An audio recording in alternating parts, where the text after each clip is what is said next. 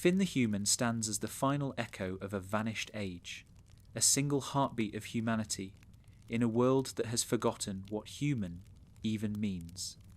Oo is a land of candy kingdoms, fire nations, and cosmic beings, where magic replaces memory and the past feels like a myth whispered through ruins.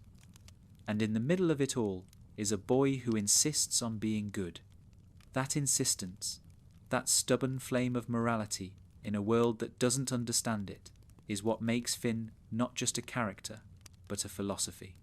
From the very beginning, Finn's humanity defines him as both alien and sacred. He is surrounded by beings that operate according to strange moral systems, candy people who dissolve and rebuild without consequence, demons who barter with souls, deities who view life as a game. In such a place, the notion of being human is not biological, it's ethical. It's the choice to care in a world that doesn't demand it. Finn becomes the embodiment of a forgotten moral order, one that believes in right and wrong, not because of divine law or royal decree, but because it feels right in the heart. He is a contradiction, the simplest hero in the most complex world.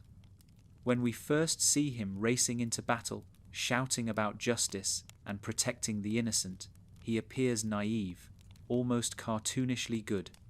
Yet that naivete is the first step of a moral evolution.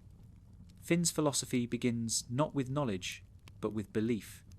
He believes that the world is worth saving, that people are worth protecting, that goodness exists as something real and permanent. This idealism is fragile, but it is also pure, and it allows Finn to survive in a world that constantly challenges his ideals. What makes Finn remarkable is how Oo tests that belief. Every encounter he has, from monsters and princesses to cosmic entities, forces him to reconsider what being good means. At first, goodness is simple: stop evil, save the day, help the weak. But Oo is not a simple place. The monsters he fights have reasons. The villains he defeats have pain. Even the Lich, embodiment of pure death, emerges from a world scarred by humanity's own violence. Slowly, Finn's philosophy evolves. He learns that goodness cannot exist without understanding, that compassion is stronger than conquest. The boy who once swung a sword at every problem begins to ask why the problem exists in the first place. In this sense, Finn is not just the last human, he is humanity's conscience. His adventures trace a kind of moral anthropology, the rediscovery of ethics in a post-human world. When he helps strangers, forgives enemies, or risks himself for others, he is rebuilding something ancient, the idea that love and empathy are survival instincts as vital as food and water. Oo doesn't need a savior, it needs someone to remember. Finn becomes that remembrance, a living record of what it means to care. To understand Finn's philosophy, one must see that his journey is not about conquering evil, but about learning how to live. Each trial reshapes his understanding of morality. He begins as a warrior who believes evil must be destroyed, but over time, he sees that destruction only creates echoes, that hatred recycles itself through generations, forms, and faces. His enemies become teachers. Marceline shows him that even monsters can feel heartbreak.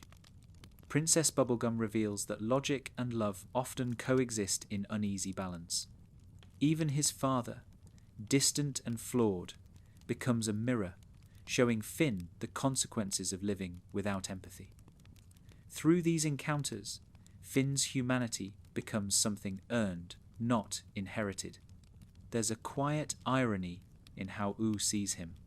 To most of its inhabitants, Finn is a legend, a hero, sometimes even a curiosity, the human boy.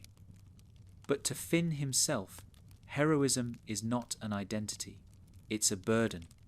He doesn't fight because he enjoys it. He fights because someone must. In a landscape ruled by absurdity, morality can only survive through action. Finn's sword is not just a weapon, it is a question. Every time he raises it, he asks, what does justice look like when the world no longer remembers it? Finn's loneliness amplifies his philosophy. Being the last human means he has no reflection, no heritage, no one who truly understands him. This solitude could have made him bitter, but instead it turns him inward. His morality becomes self-forged. Unlike most heroes, Finn cannot inherit wisdom, he must build it. Each scar, each failure, each heartbreak becomes a lesson. His loneliness is not an emptiness, but a forge where empathy is tempered by experience. Through loss, he learns that kindness cannot be selective. It must extend to everyone, even to those who hurt him. The monsters of Oo are not just creatures to fight, they are mirrors. The Ice King's madness shows Finn the pain of memory. The Lich shows him the horror of absolute meaninglessness. The Flame Princess shows him the danger of love without understanding. Every connection he makes, every conflict he endures, reshapes his internal map of what it means to live rightly. Oo becomes a classroom, and Finn, its last human student, keeps learning that morality is not a code, but a conversation. What makes Finn's story so philosophically rich is that he never gives up his humanity, even when it stops making sense. There are moments when goodness seems futile, when the absurdity of Oo mocks his principles. Yet Finn continues to believe, not because he's sure he's right, but because belief itself keeps the world from falling apart. His persistence is almost existential. Like a character in a cosmic play, he knows he cannot fix everything, yet he keeps acting as if he can. In this, Finn embodies the essence of the human spirit, defiant hope in the face of absurdity. The duality of his nature, part warrior, part philosopher, reveals the paradox of humanity itself. To be human is to destroy and to create, to fail and to try again. Finn's sword represents that paradox. It protects, but it also harms. Every time he fights, he risks becoming what he opposes. This awareness matures him. He learns restraint. He learns that mercy can be a stronger act than violence. He learns that sometimes the bravest thing a hero can do is walk away. And so, Finn becomes something more than human. He becomes the ideal of humanity rediscovered. Not perfect, but conscious. Not pure, but sincere. His scars do not make him weaker. They make him real. When he helps others, he is not proving his goodness. He is affirming his existence. To care is to be human. To forgive is to be wise. In a world of monsters, that wisdom is a kind of magic all its own. There's a quiet, almost spiritual layer beneath all of this. Finn's compassion is not just emotional, it's ontological. In the face of Oo's chaos, he defines meaning through action. Where others see randomness, Finn imposes purpose. Where others surrender to absurdity, Finn responds with care. In this way, he becomes the world's moral compass, not by force, but by choice. The universe of Oo may not reward kindness, but Finn's kindness changes it anyway.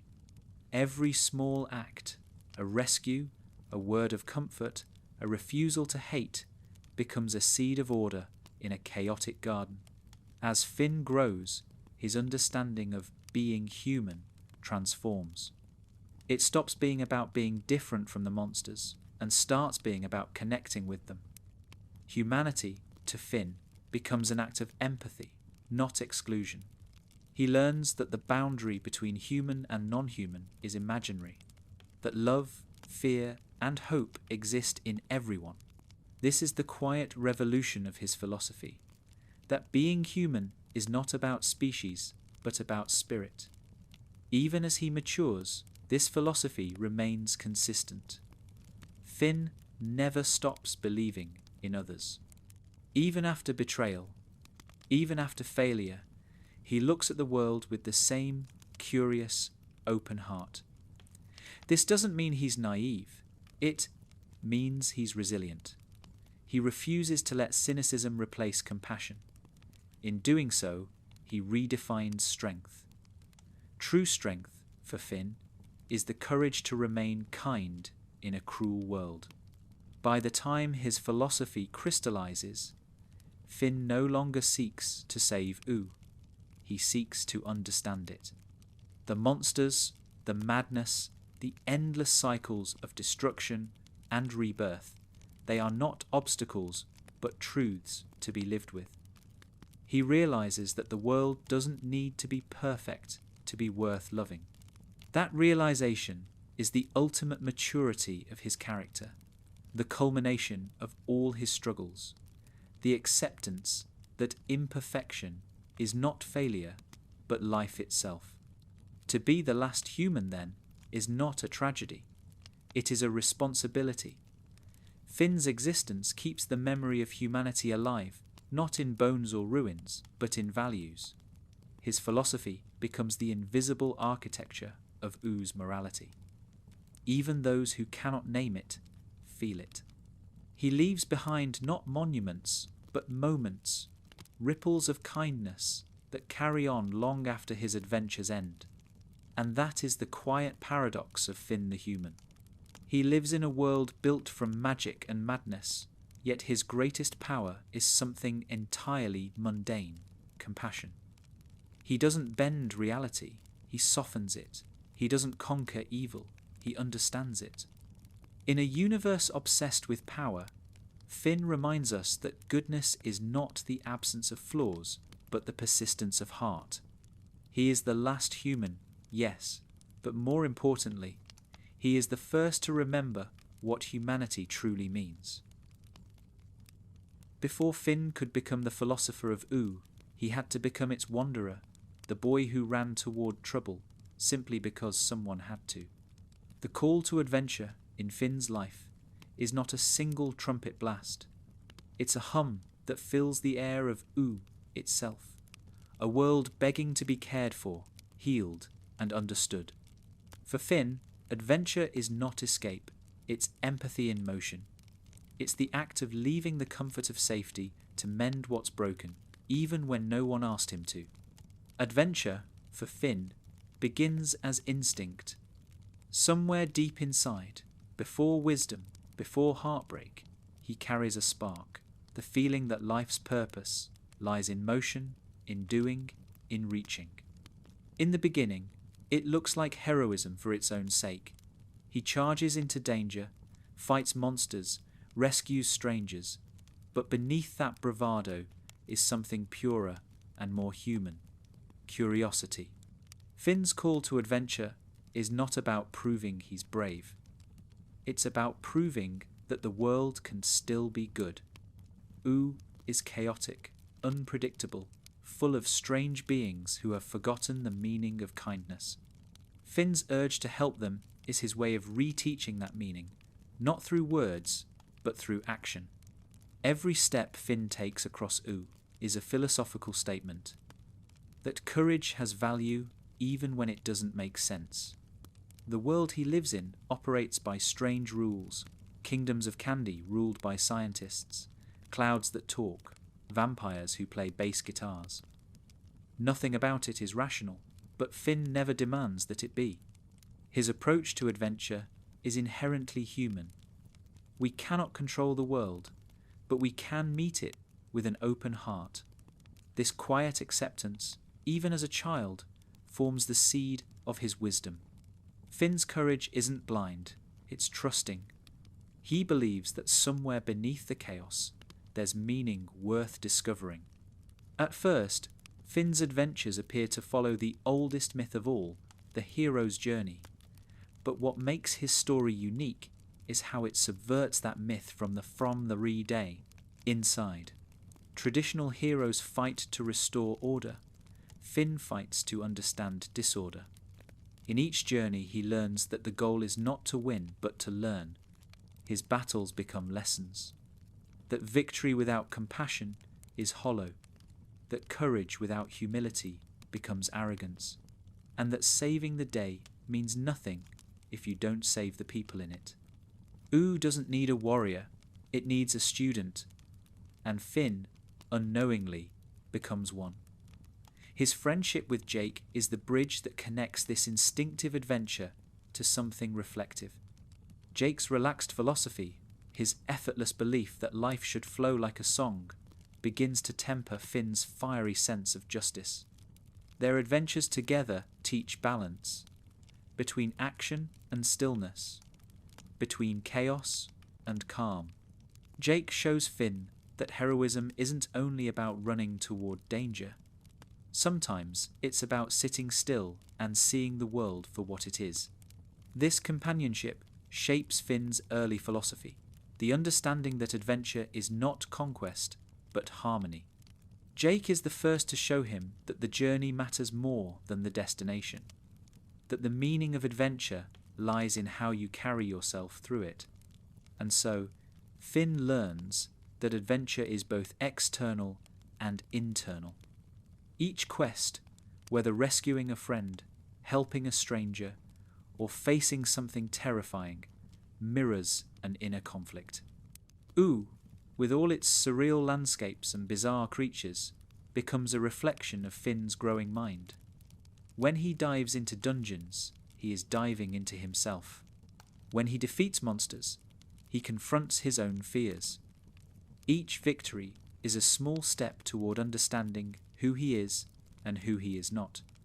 This is the quiet genius of Finn's journey. Every outer struggle corresponds to an inner transformation. At times, his call to adventure becomes an escape. There are moments when Finn fights simply because it's easier than thinking, when the chaos of battle is preferable to the confusion of emotion. His sword becomes a shield against his own uncertainty. But even this avoidance teaches him something. Adventure, like morality, cannot exist without vulnerability. The more Finn fights, the more he realizes that courage is not the absence of fear, it's the decision to keep going despite it. That realization is what makes his philosophy authentic. He doesn't learn wisdom in calm, he learns it in chaos. Finn's early adventures often feel episodic, almost whimsical, but together they create a moral map. Through each act of bravery, he learns what bravery costs. Through each mistake, he discovers the consequences of acting without thought. And through each act of kindness, he begins to understand the ripple effect of empathy. Oo's creatures are not one-dimensional villains. They are broken reflections of Finn's own potential. When he saves them, he saves parts of himself. When he forgives them, he practices the forgiveness he will later need for his own failings. This constant motion, this cycle of going out into the world, getting hurt, and coming back wiser, becomes Finn's rhythm. Adventure is not just the backdrop of his life, it is the process of his becoming. In his youth, he equates it with glory. As he matures, he sees it as communion, a conversation between himself and Ooo. Every time he steps into a new land or faces a new danger, he is participating in that dialogue. The monsters, the mysteries, the surreal landscapes, they speak to him in metaphors, and Finn listens. Adventure, then, becomes his meditation. Movement is his prayer. In this way, Finn's call to adventure is deeply spiritual. It's not the voice of destiny, but of longing, a longing to belong in a world that doesn't resemble him. The paradox of being the last human is that he must create his own meaning from scratch.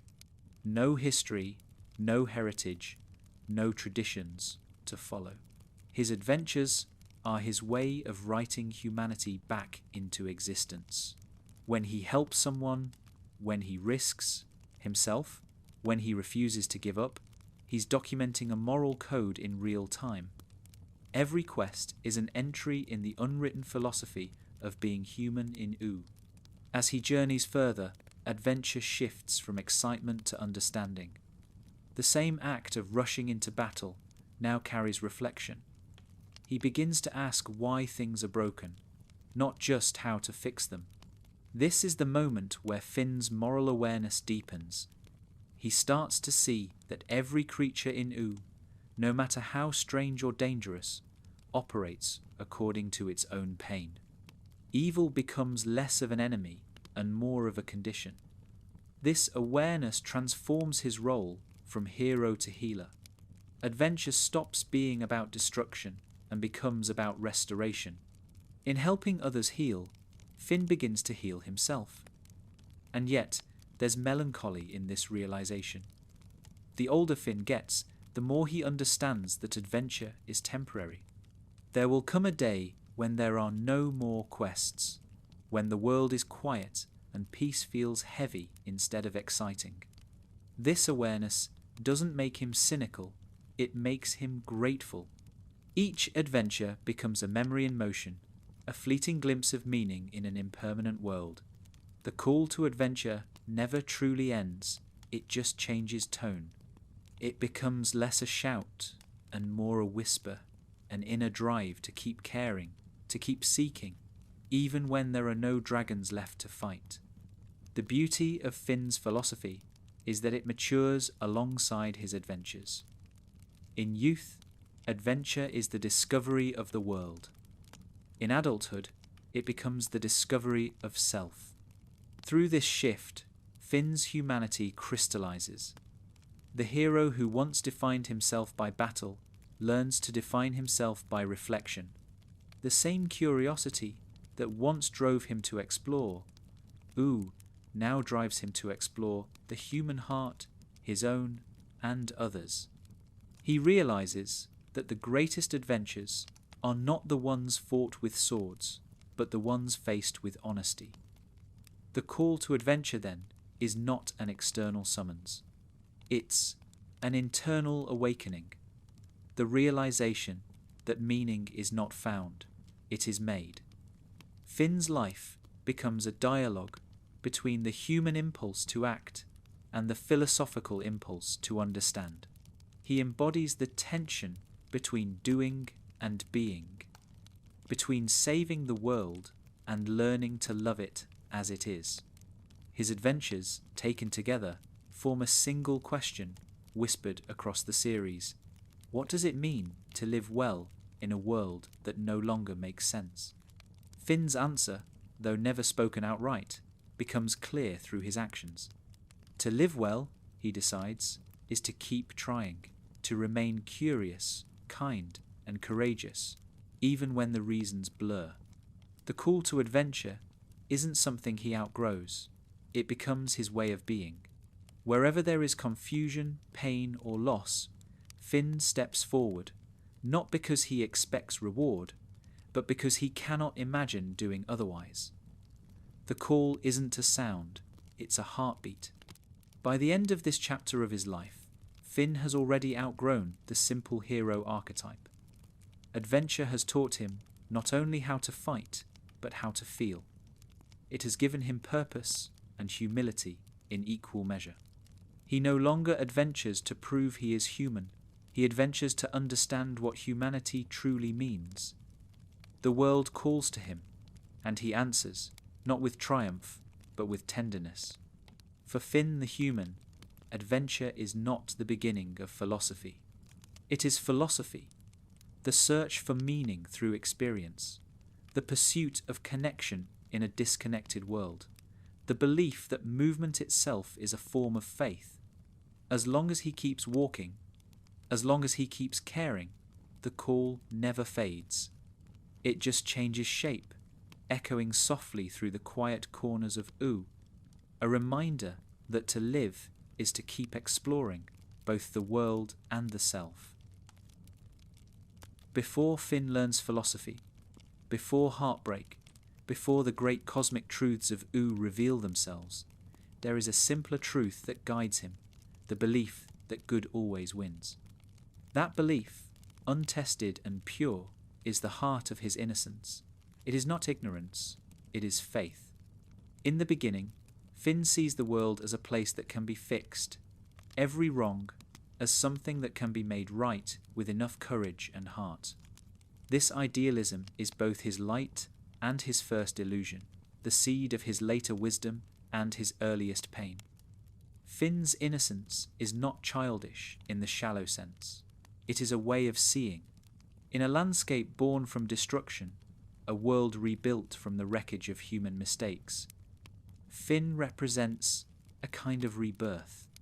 His laughter, his optimism, his stubborn belief in goodness are themselves philosophical acts of resistance.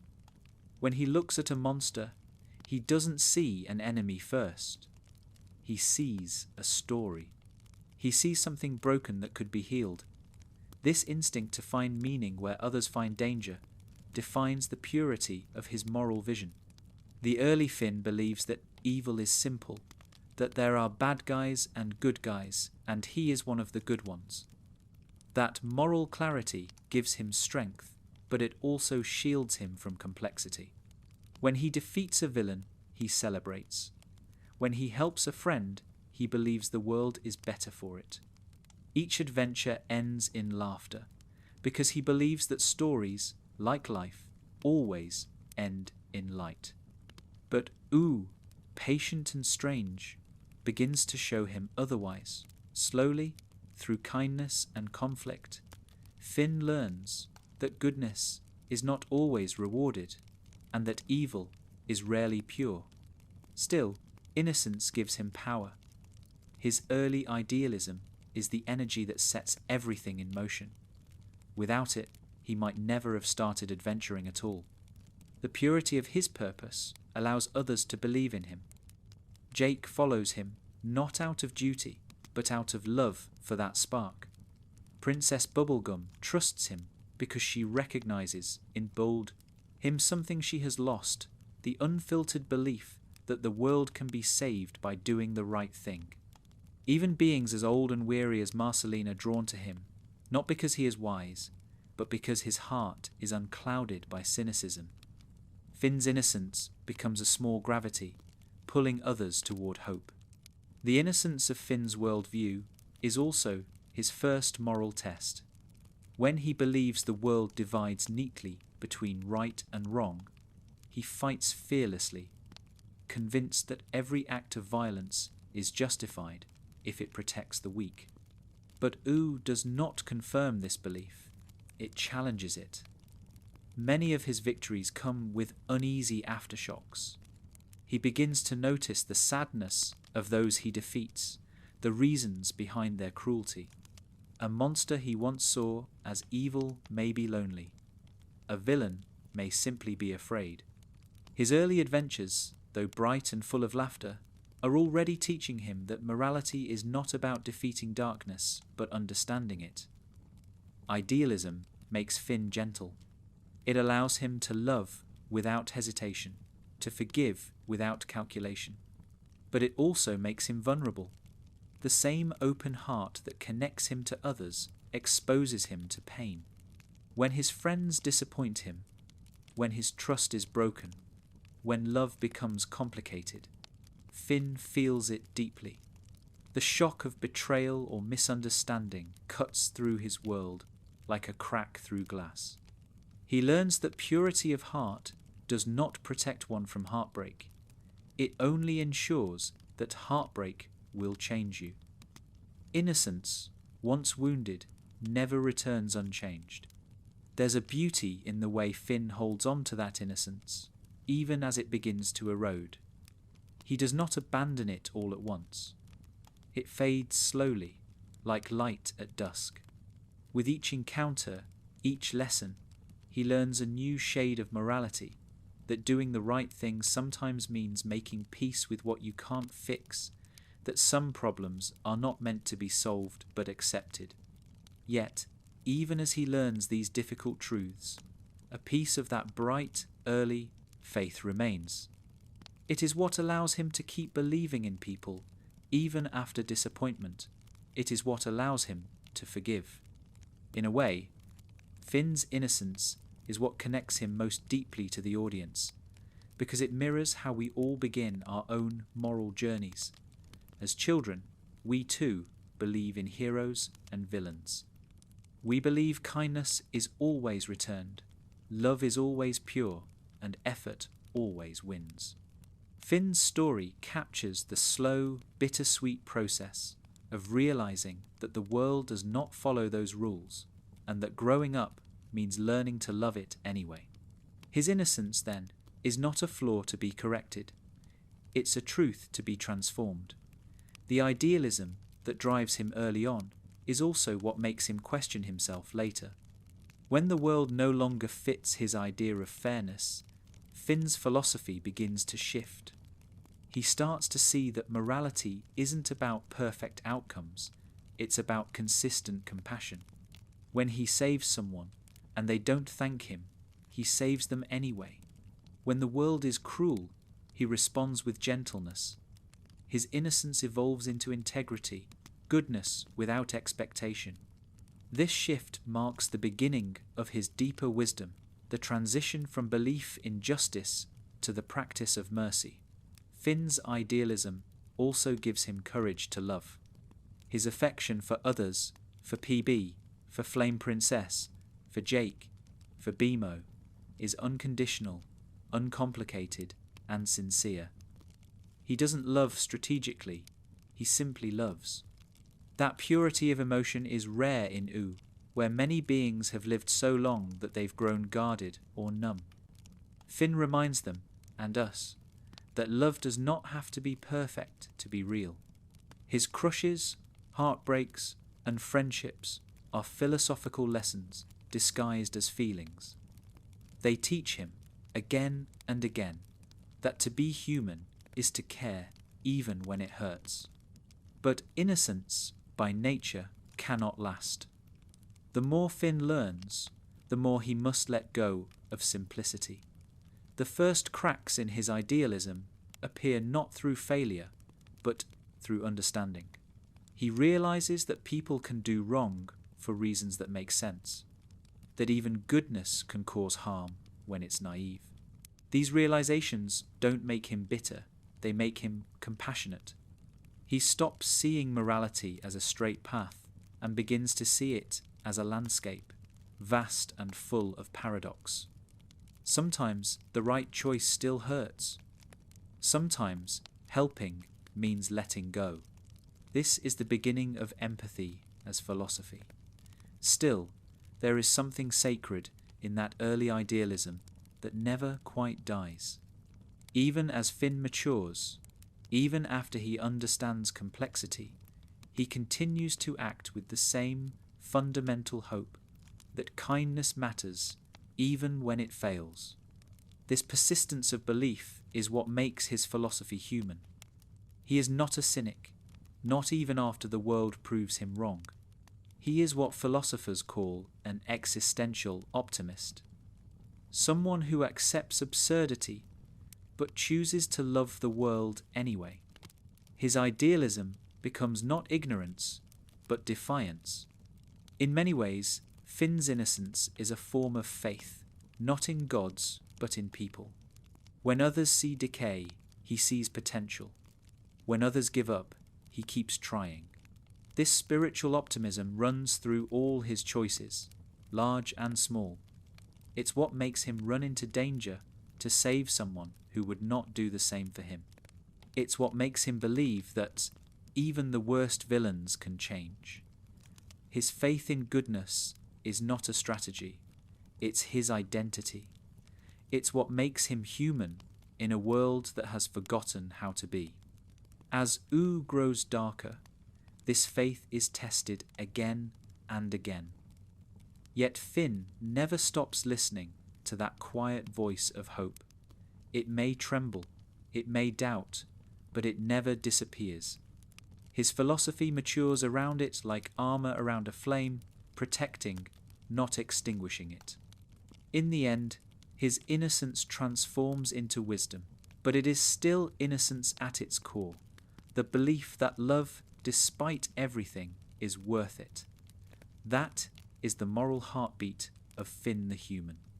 We often think of innocence as something we lose, but in Finn's story, it becomes something we evolve. His early idealism is not erased by pain, it is clarified by it. Through experience, he learns that the world will never be simple, but that simplicity of heart, the willingness to see good, to believe in good, is what keeps life meaningful. The boy who once thought every problem could be solved becomes the young man who understands that some wounds never close, but that love makes life worth living anyway. In this way, Finn's innocence and idealism are not opposites of maturity, they are its foundation. The purity of his early heart is the soil from which his later philosophy grows. Without that naive belief in goodness, he could never have found the strength to face the complexity of the world without turning cold. He begins as a child who believes in heroes and ends as a man who believes in humanity, a subtler, softer faith, but one that shines just as bright. To watch Finn's innocence fade is to watch him grow, not into cynicism, but into clarity. The laughter of the early days echoes through his later wisdom. He carries it with him like a melody that never leaves, a reminder that before philosophy, before heartbreak, before meaning, there was simply joy. And that joy, that small, radiant belief in the goodness of life, is the root of all wisdom. For Finn, innocence is not what he loses, it is what he learns to protect in a world that tries to take it away. And so, in the philosophy of Finn the human, innocence is not ignorance, it is courage. The courage to see light in darkness, the courage to believe in love after loss, the courage to keep saying yes to the world, even when the world says nothing back. That is his first and most beautiful philosophy, that the world is good, not because it must be, but because he chooses to believe it is. For much of his life, Finn believes that to be a hero is to fight. His sword is his truth, his way of drawing a line between right and wrong. When he's young, that clarity feels absolute. There are monsters to slay, innocence to protect, and victory means justice. But as his philosophy deepens, Finn begins to see that the sword can wound more than it heals, that violence, even when used for good, carries a weight. In Oo, where every creature has a heart, even battle becomes a moral question. And so, Finn's journey through violence becomes his path toward compassion. The first truth Finn learns is that violence is seductive. It feels simple. It gives purpose. When he swings his sword, the world momentarily makes sense. There is action, response, resolution. But that simplicity is an illusion. The more he fights, the more he realizes that the world rarely offers clean victories. Every enemy he defeats, every monster he wounds, leaves behind an echo. Sometimes it's guilt. Sometimes it's regret. Sometimes it's the haunting sense that maybe there was another way. These feelings become the seeds of empathy, planted in the soil of conflict. Finn's violence is never born from cruelty. It's born from belief, the conviction that good must defend itself. Yet even righteous violence has consequences. The more he fights, the more he sees pain reflected back at him. The foes he defeats are not faceless. They bleed, they plead, they remember. Finn's earliest philosophy, that fighting evil makes you good, begins to fracture under the weight of empathy. He starts to question what victory really means. Does defeating a monster make the world better, or does it simply shift suffering from one place to another? These questions do not make Finn weak, they make him aware. Violence, in U, is both inevitable and tragic. The world itself is a product of past destruction. The echoes of the Great Mushroom War still whisper beneath the soil. Finn, perhaps, unknowingly, is born into that history. He inherits a world where peace and violence are inseparable, where survival depends on both strength and mercy. His journey is not to reject violence entirely, but to transform his relationship with it, to learn when to strike, when to forgive, and when to simply understand. Finn's compassion begins where his certainty ends. The first time he hesitates before striking, the first time he spares a foe, marks the moment he begins to evolve. Compassion, for Finn, is not just pity, it's recognition. It's the ability to see himself in the other, to understand that even those who do wrong are still part of the same fragile world he loves. His violence starts to feel heavy because he begins to see the life behind every pair of eyes he meets. The more he understands others, the harder it becomes to harm them. His friendship with Jake, again, serves as balance. Jake's easy philosophy that life flows and violence should never come from anger becomes a quiet lesson that Finn carries into battle. Jake doesn't fight because he believes in punishment. He fights to protect. He teaches Finn that strength is not the same as domination. This idea changes everything. Finn starts to fight differently, not as a conqueror, but as a guardian. Each swing of his sword becomes a prayer that it will never need to land. His courage no longer comes from aggression, but from restraint. And yet, Finn never becomes pacifist in the shallow sense. He knows the world can be cruel. He knows that monsters sometimes harm without reason, that evil in U can be elemental, as old as the universe itself. Against such forces, mercy alone cannot always prevail. The Lich, for instance, represents absolute negation, the desire to end all life. Finn understands that compassion cannot negotiate with oblivion. In facing such darkness, violence becomes not a failure of philosophy, but an act of protection. His compassion is what gives his violence meaning, the difference between cruelty and courage. What makes Finn's moral evolution so profound is that he never loses empathy, even in the heat of battle. He fights fiercely, but never joyfully.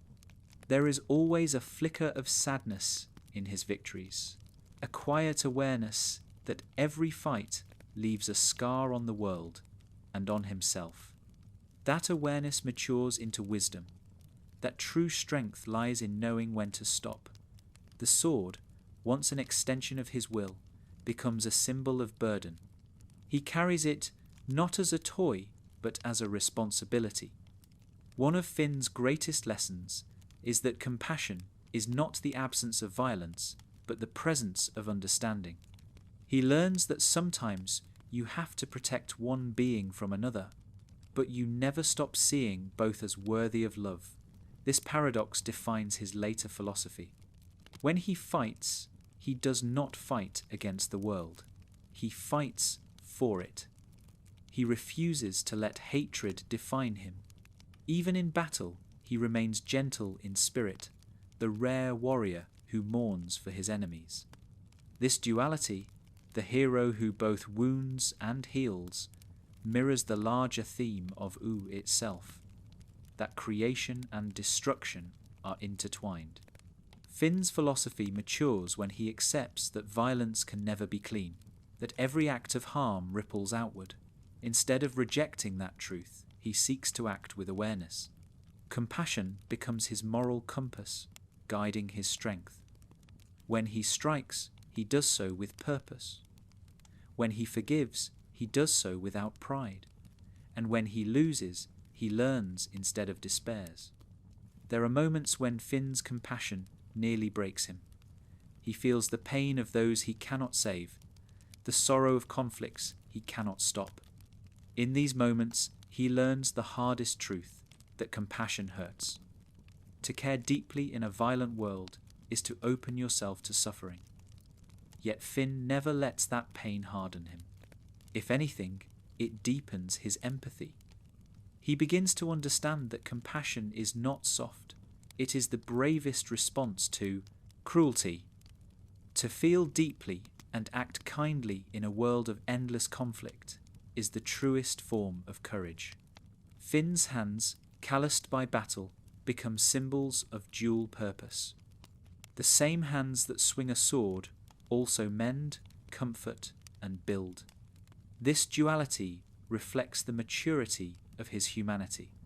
Violence and compassion, once opposites, become parts of the same moral rhythm. He learns that real power is not in destroying what is wrong, but in healing what is broken. Sometimes that healing begins with protection, and protection requires strength. His philosophy becomes one of balance, never cruelty, never apathy, but a living tension between courage and care. There's a quiet irony in how U responds to this change. Many still see Finn as the fearless hero, the warrior who can solve any problem. But those who know him, Jake, PB, Marceline, recognize that he is slowly transforming into something else. His strength is no longer measured by his ability to win fights, but by his capacity to forgive those who wronged him. He is learning to save without hurting, to lead without forcing, to love without demanding.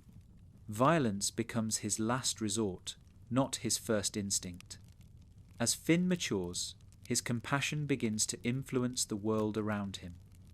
Enemies become allies, and friends grow gentler simply by knowing him. He shows U a different way to live, a philosophy of empathy through action. His mercy spreads quietly, changing the moral climate of the land more effectively than any war could. In the same way that the Great Mushroom War once reshaped the earth through destruction, Finn reshapes it through kindness. His actions ripple through generations, teaching that strength and gentleness are not opposites, but reflections of one another. In the end, Finn's relationship with violence defines his humanity. Unlike many in U who live forever and forget, Finn remembers. He remembers every fight, every loss, every choice. And because he remembers, he changes. His compassion is not the absence of conflict. It is the conscience that makes conflict meaningful. Through him, Adventure Time suggests that the real battle is not between good and evil, but between apathy and empathy. Violence may be part of existence, but compassion gives it shape, purpose, and redemption. By the time Finn reaches peace with himself, his sword no longer defines him. The boy who once ran toward battle with unthinking courage becomes the man who can walk away from it with wisdom. His weapon, once a symbol of heroism, becomes a relic of his youth, proof of lessons learned. He doesn't need to fight to be strong anymore. His compassion, refined through pain and experience, has become his truest power. And so, the philosophy of Finn the Human finds its quiet centre here. That violence can protect, but only compassion can heal. In every scar, there is a story. In every wound, a chance for understanding. To be human is not to avoid conflict, but to face it with heart. Finn's growth teaches that peace is not the absence of struggle, it is the presence of love within it. In the end, Finn learns that even when the sword must fall, the hand that holds it can still be gentle. Finn never sets out to be a philosopher, he just wants to be a hero. But in U, heroism is never simple. Every act of bravery comes tangled with doubt, every victory reveals a shadow, and every moral lesson folds into another. Over time, Finn's idea of what it means to be a hero becomes the quiet core of his entire philosophy, a meditation on purpose, morality, and the fragile beauty of doing good in an imperfect world. At first, the role of hero feels clear to him. Heroes fight evil, save the day, and protect the innocent. It's the dream of a child raised on old stories, the idea that goodness is a role you can step into, like armour. When Finn first charges into danger, shouting war cries with his sword drawn and his heart full, he isn't pretending. He genuinely believes that heroism is about courage and action, about making the world better through sheer force of will. And in those early days, it often works. His energy inspires others. His faith in good outcomes carries the people around him through chaos. But Ooh, in its strange and endless wisdom, begins to teach him that heroism is not a role, it's a question. It asks, again and again, what does it mean to help? Finn's understanding of this question shifts with every choice he makes.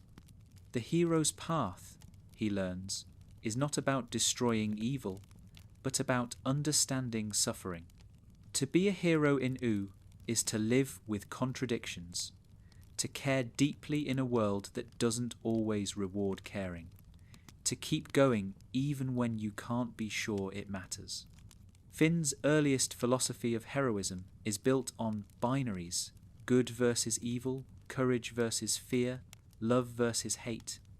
But life in Ooh refuses to stay inside those lines. There are people who do harm but mean well. There are monsters who do good without understanding why. And there are moments when saving one person means hurting another.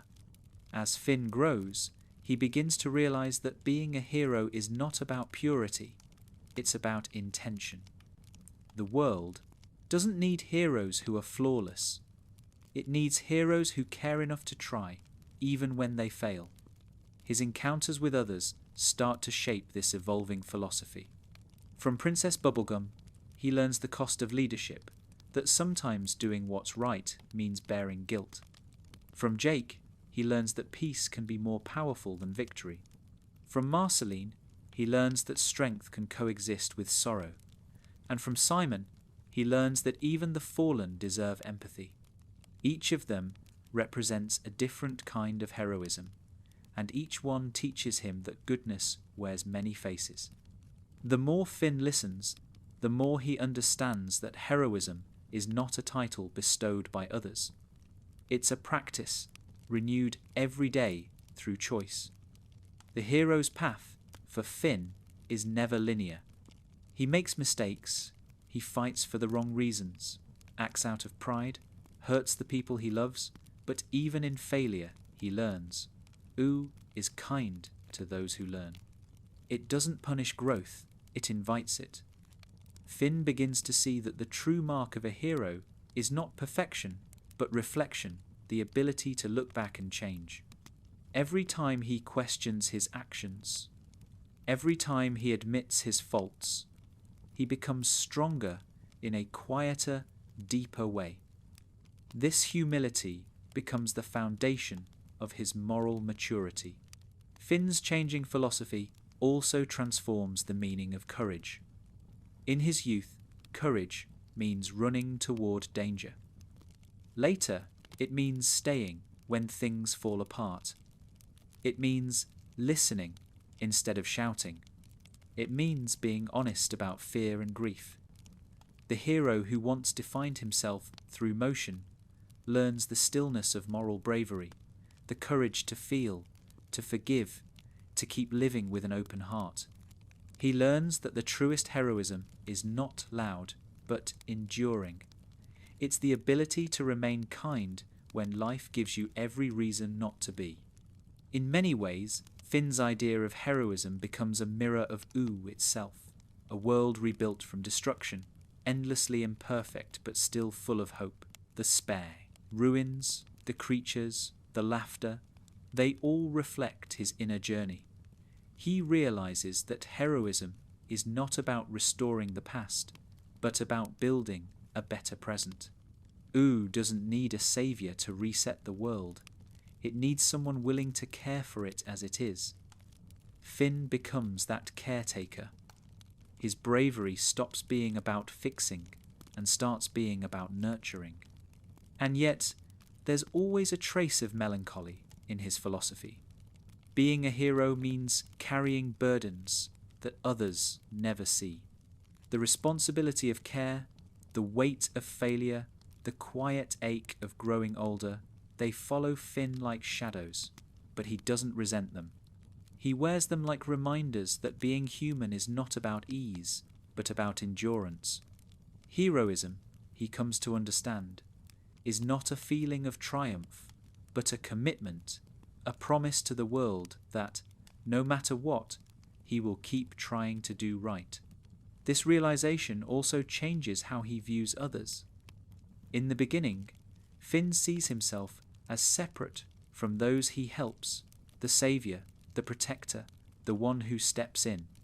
But over time, he starts to see himself as part of the same fragile web. He's not above Oo, he's within it. He's not the world's hero, he's one of its many hearts. This humility allows him to see that everyone, in their own way, is fighting their own battles. Heroism stops being a role to perform and becomes a shared condition, the quiet, collective effort to make things just a little better. Finn's philosophy of heroism eventually comes down to one essential truth. Goodness is not about victory, it's about compassion. The hero's strength lies not in how many battles he wins, but in how deeply he can love the world that wounds him. That love, fierce, forgiving, unending, becomes the heartbeat of Finn's existence. He doesn't fight because he hates what's wrong. He fights because he loves what's right. Every act of heroism becomes a small expression of that love, a way of saying that the world, for all its chaos, is still worth caring for. What makes Finn's version of heroism unique is its gentleness. Even when he is strong, he remains soft-spoken. He doesn't demand recognition. He doesn't need monuments or glory. His victories are quiet. A friend comforted, a monster understood, a wrong forgiven. This humility gives his heroism its timeless quality. He becomes less a warrior and more a moral gardener, planting seeds of kindness that others may never see bloom. His goodness doesn't shout, it whispers. And those whispers, spread across Oo, change everything. In Oo's long history of kings and conquerors, Finn's approach to heroism stands apart. He leads by empathy, not command. His philosophy shows that being a hero is not about standing above others, but beside them. He doesn't save people to prove his strength. He saves them because he cannot bear to see them hurt. That tenderness, so easily mistaken for weakness, becomes his greatest gift. He proves that compassion can stand against chaos, that love can survive apocalypse, that simple kindness can outlast power. As he grows, Finn begins to question whether heroism itself is even real, whether it's a story people tell to make sense of suffering. But he decides that, story or not, it's a story worth living. To act as if good matters, to help even when you doubt it will, that's enough. This quiet acceptance transforms his morality from idealism into wisdom. He no longer fights to be a hero. He simply lives in a way that makes heroism unnecessary. In the end, Finn's philosophy of the hero is beautifully paradoxical. The more he tries to be one, the less he needs to be. His growth leads him back to something simple and true. Being a hero is not about greatness, it's about goodness. It's about showing up, about listening, about choosing to care again and again, no matter how much the world resists. His philosophy strips heroism of its spectacle and reveals its heart, the act of loving the world enough to help it, even when no one sees. And so, Finn the human, the boy who ran toward danger, becomes something quieter, something deeper. He becomes the kind of hero who doesn't fight for glory, but for meaning. The kind who knows that saving the world is less important than being kind to it. The kind who understands that the truest victory is not surviving the battle, but staying kind afterward. Ooo will always have monsters, mysteries, and darkness. But as long as Finn walks its fields, there will also be light, not the blinding light of conquest, but the soft, steady glow of compassion. The hero's philosophy, as he comes to understand it, is not written in legend or prophecy. It is written in the small acts of love that keep the world turning. In the end, Finn discovers that the world doesn't need heroes. It just needs people who care enough to act as if it does. Finn's greatest teacher is not a person, but the world itself. Ooo is not just the stage on which his adventures unfold. It is a mirror, a living reflection of his inner life. Every creature he meets, every kingdom he visits, every strange landscape he wanders through, becomes an external version of something already within him.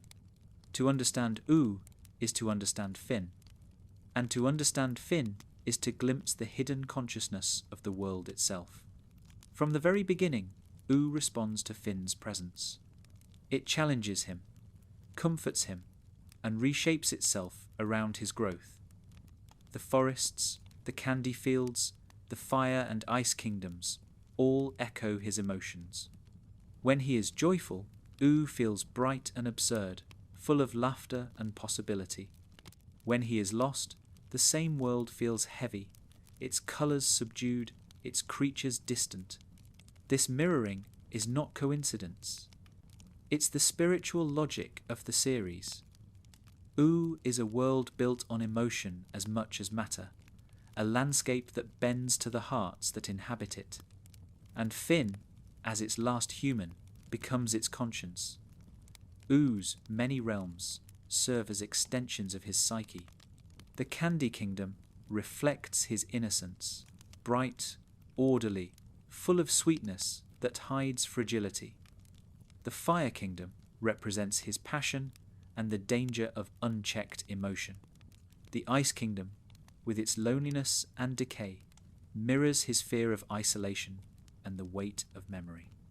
Even the dungeons he explores and the dreamscapes he visits feel less like separate places and more like rooms within himself. Ooo is Finn's internal world projected outward, and each adventure is a kind of self-discovery disguised as exploration. This connection between self and world is not unique to Finn, it's the philosophy of Ooo itself. Everything in this realm is alive, everything has consciousness, and everything responds to emotion. Magic, science, and life are all the same phenomenon, the manifestation of inner states. In such a place, Finn's journey toward understanding isn't just moral, it's metaphysical.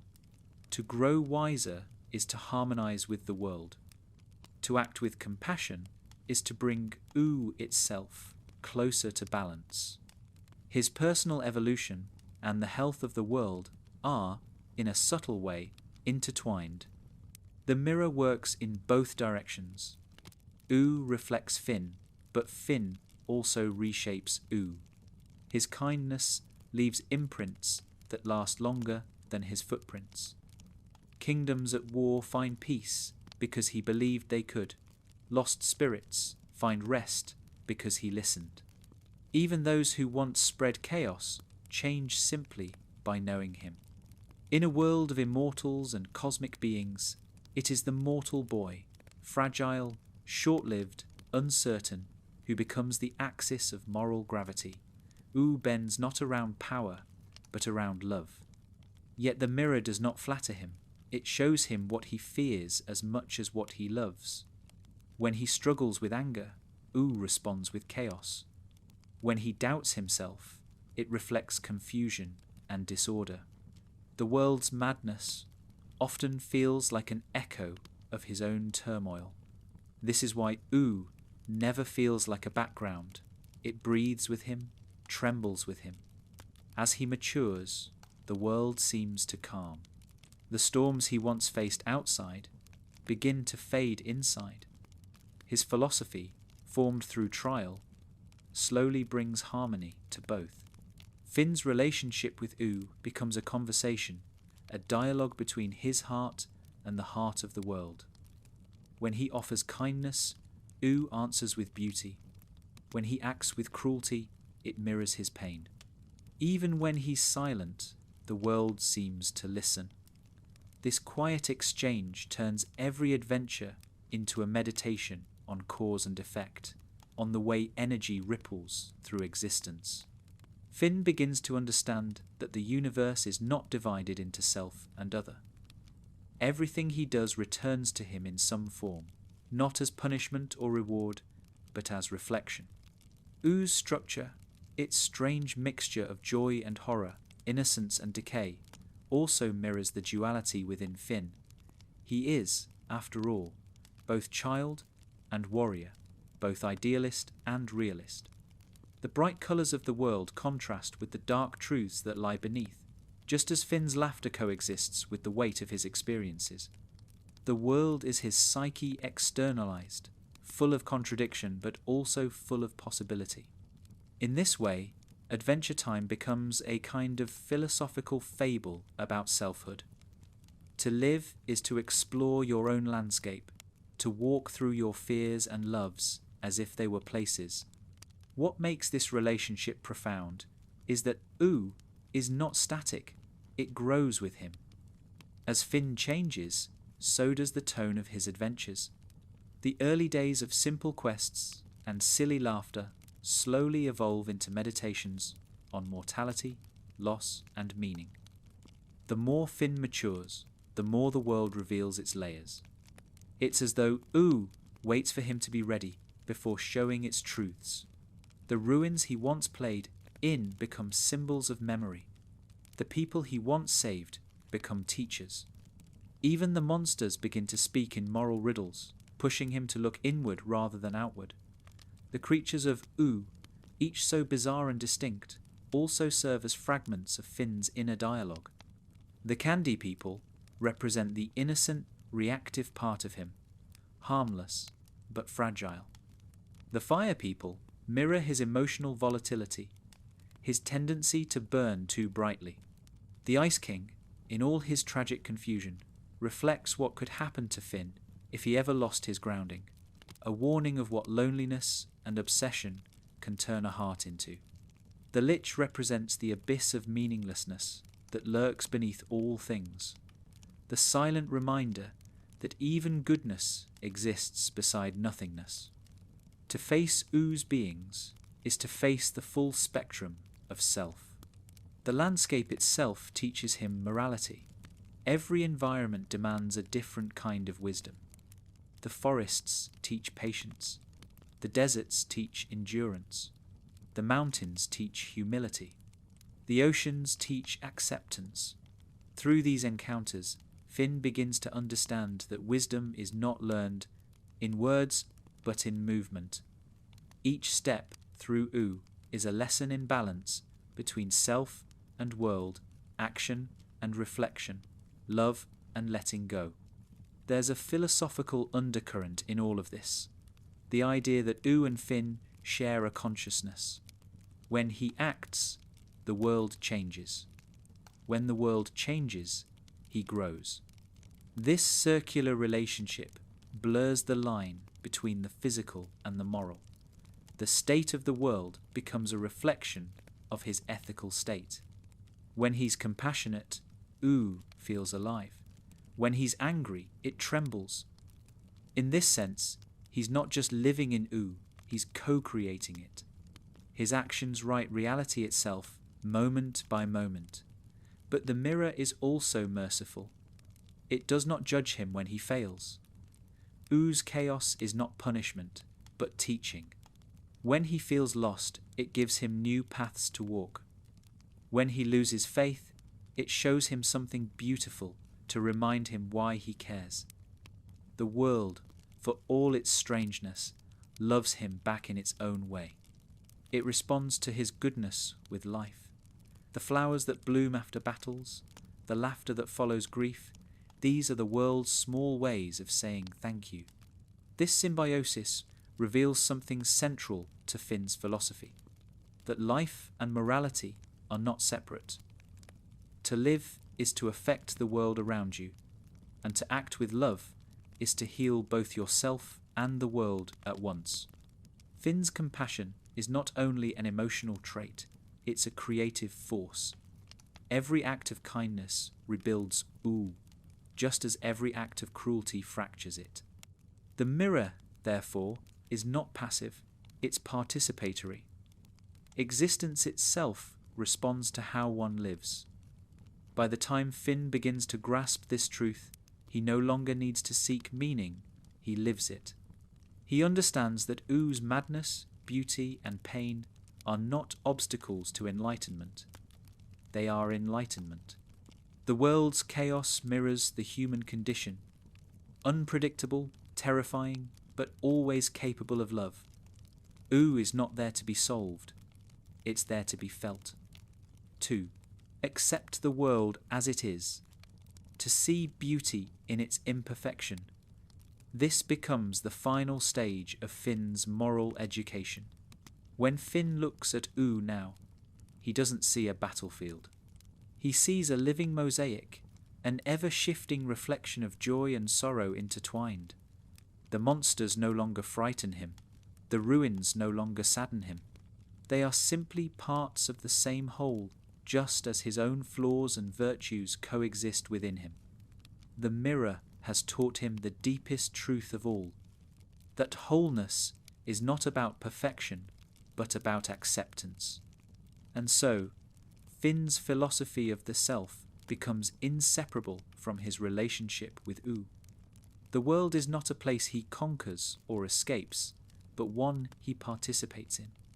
Every sunrise feels like a conversation, every shadow a lesson. Oo is not his opposite, it is his echo.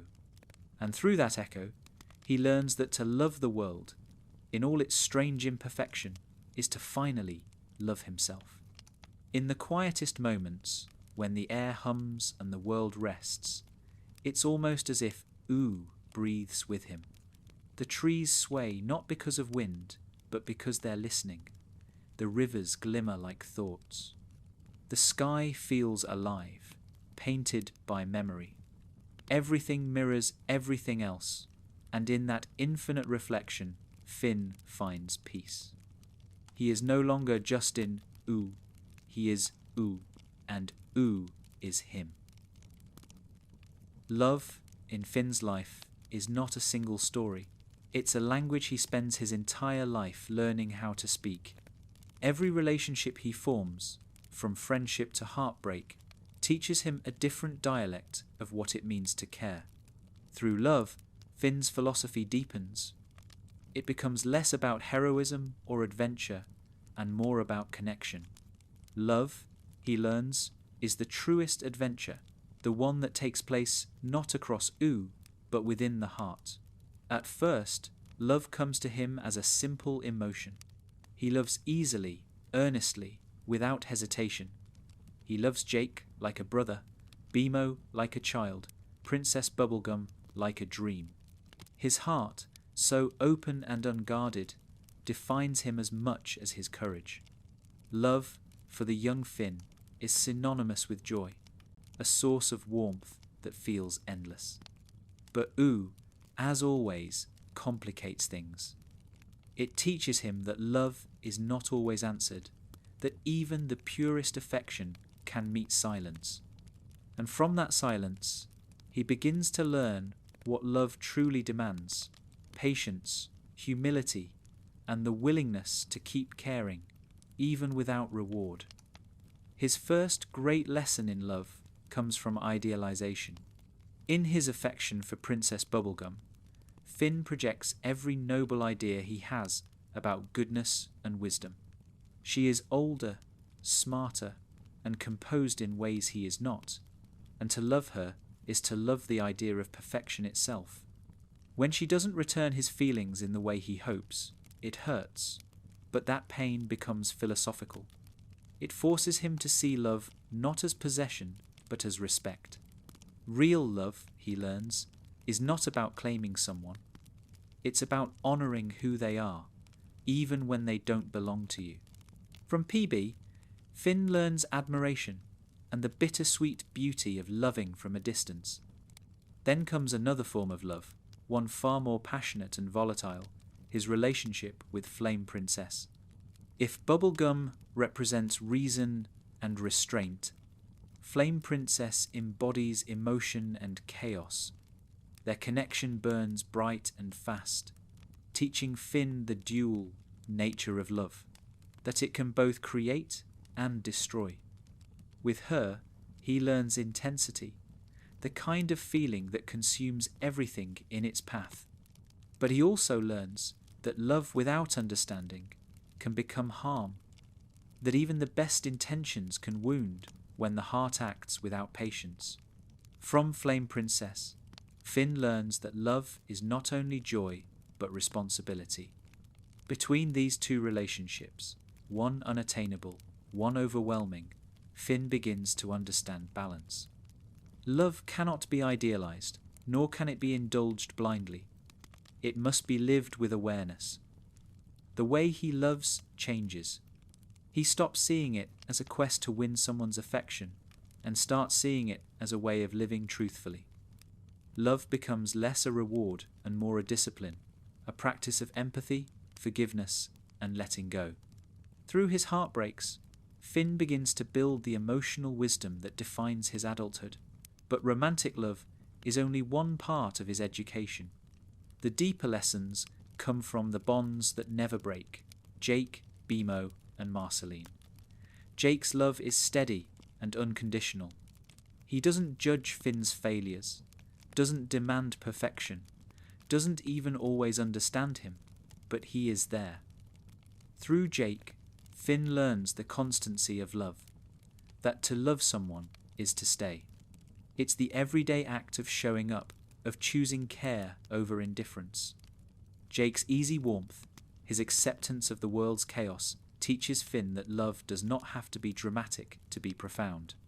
Sometimes, love is simply sharing a quiet morning, a laugh, or a nap under the Sunday from BMO.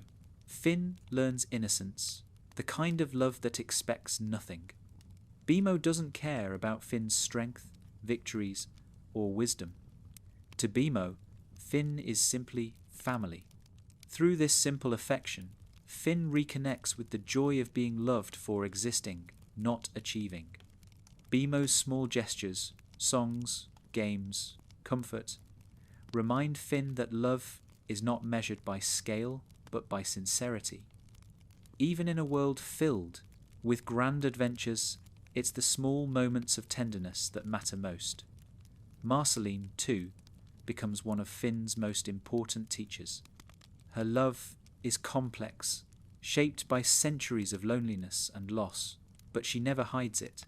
With her, Finn learns emotional honesty. Marceline doesn't sugarcoat pain, she sings it. She turns heartbreak into art, memory into music. Through her, Finn sees that love can coexist with sorrow, that caring for others doesn't mean escaping the past, but integrating it.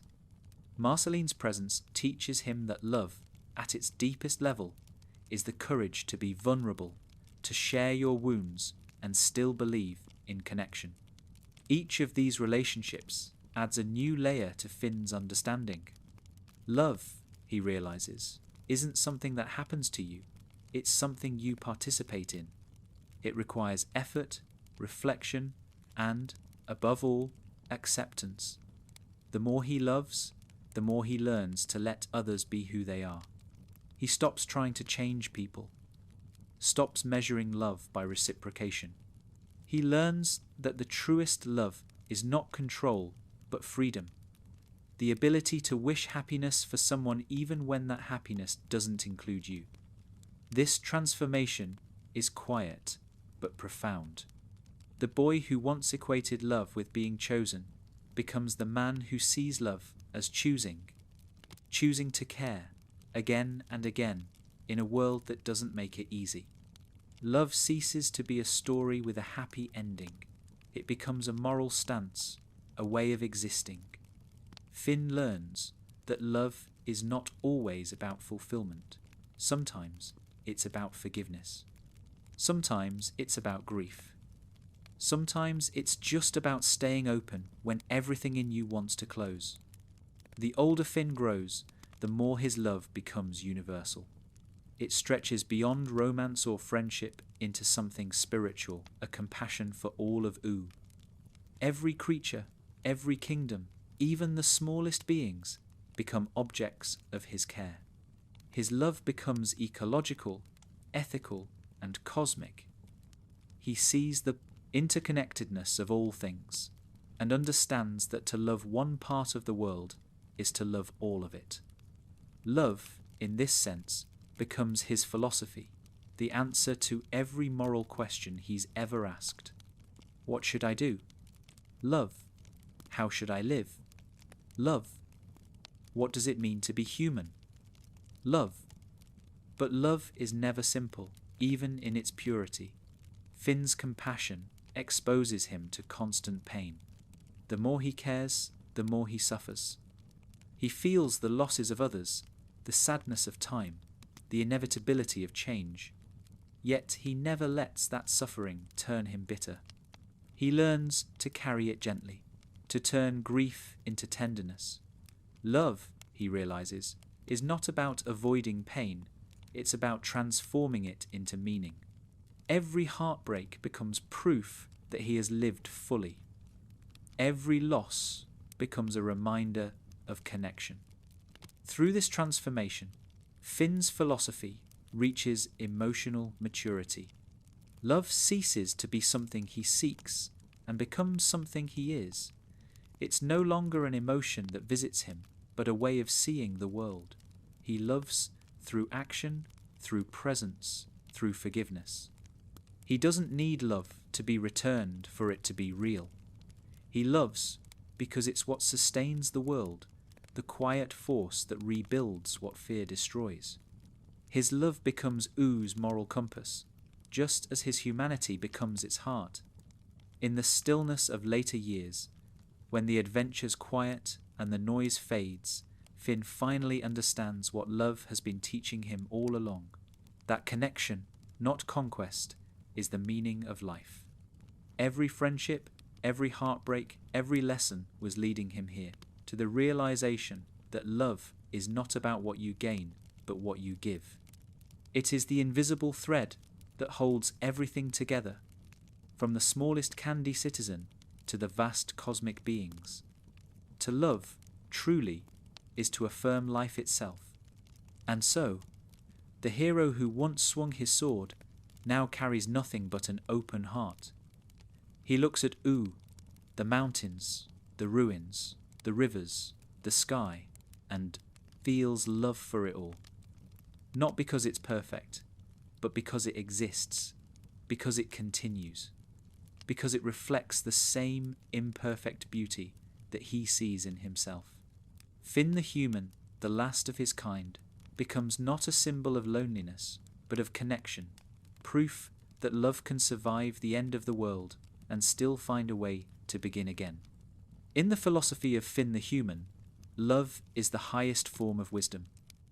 It is the courage to keep caring, the faith to see light in others, the strength to forgive, the patience to stay, the humility to let go. Through love, Finn learns that the purpose of life is not to win or to know, but simply to love and be loved, even for a moment, because in that moment the world makes sense. In the end, love doesn't save Finn from pain. It teaches him how to live with it, and that, perhaps, is the truest lesson Oo has to offer. There comes a point in every life when the world stops making sense. For Finn, that moment does not come as one grand revelation, but as a slow erosion, a quiet crumbling of certainty. The world of Oo, once bright and full of purpose, begins to reveal its deeper nature, absurd, cyclical, and often indifferent. There are times when good deeds bring pain, when villains return no matter how many times they're defeated, when even love cannot fix what is broken. Yet it is in facing this absurdity that Finn's philosophy reaches its most profound depth, for it is only when meaning collapses that he learns how to create it. Oo itself is absurdity embodied. It is a world where science and sorcery intertwine, where logic melts under the sun, where entire kingdoms rise and fall in the space of a day. Nothing follows consistent rules. The laws of physics, morality, and time twist and turn like dream logic. Finn once found joy in this chaos. Every strange new creature, every unpredictable turn was an adventure. But as he matures, he begins to see a darker side to that absurdity. If everything can change without warning, if death and resurrection are casual occurrences, if even the strongest bonds can dissolve overnight, then what truly matters? This question haunts Finn more than any monster ever could. The great irony of Oo is that its randomness mirrors life itself. It shows him that existence is not a story with a clear arc or lesson. It's an endless play of accidents, coincidences, and contradictions. One day he's a hero, the next he's helpless. One day he's saving kingdoms, the next he's sitting quietly, wondering why he feels empty. The absurdity is not just around him, it's within him. It's the clash between his desire for meaning and the universe's refusal to guarantee it. At first, Finn fights this realization the way he fights any other enemy, with action. He tries to impose order, to make sense of Oo through quests and missions. If the world is chaotic, he'll fix it. If meaning slips away, he'll chase it. But the harder he tries, the more the absurd pushes back. The world resists control. Problems repeat, patterns reappear, and moral certainty slips through his fingers. He learns that chaos is not something to conquer, but something to live with, that heroism is not about erasing absurdity, but enduring it. The Lich, the eternal symbol of nothingness, becomes Finn's philosophical opposite. The Lich embodies the absolute conclusion of absurdity. If nothing lasts, if everything decays, then why continue at all?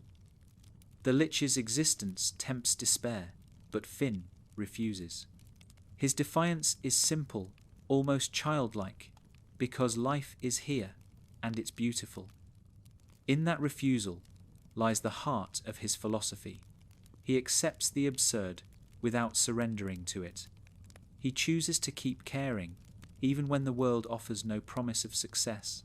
This act of rebellion, this choice to love, in spite of meaninglessness, becomes his greatest strength. Finn's response to absurdity mirrors the wisdom of ancient existential thought. If the universe provides no inherent purpose, then purpose must be made. Every small act of kindness, every friendship, every adventure becomes a statement, I am here, and that matters. He no longer fights to find meaning. He creates it moment by moment. A day spent laughing with Jake is enough. A flower growing in the ruins is enough. The absurd may strip the world of certainty, but it cannot strip him of wonder. This shift changes how Finn sees heroism. Once he believed he was saving Oo from chaos. Now he understands he was never separate from it. He is part of the same strange, shifting system, a pattern of creation and decay that has existed long before him and will continue long after. His courage is no longer about winning, but about participating. When he fights now, it is not to impose order, but to express care. His victories are temporary, but sincere, and that sincerity gives them meaning.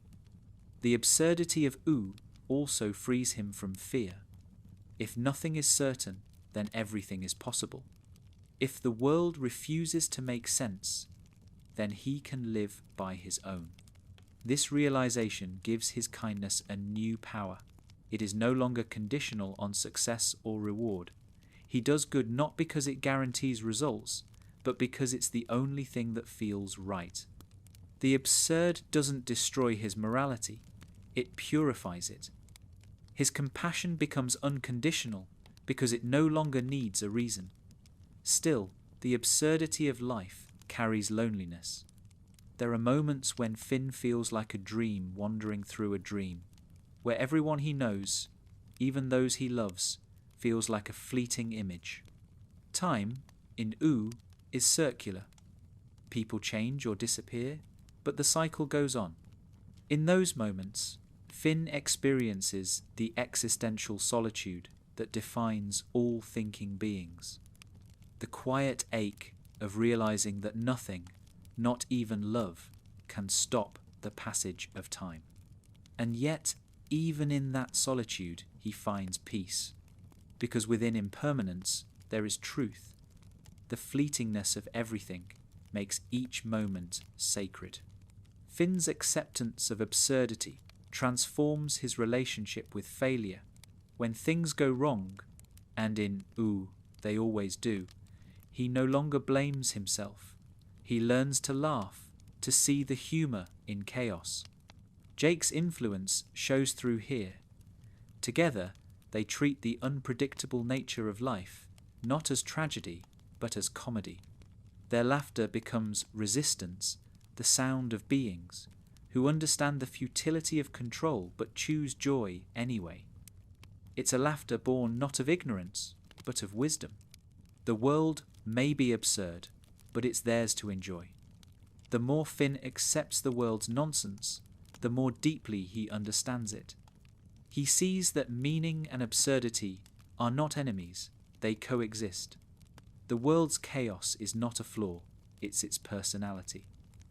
Every contradiction, every impossible phenomenon, every surreal twist is part of Oo's charm.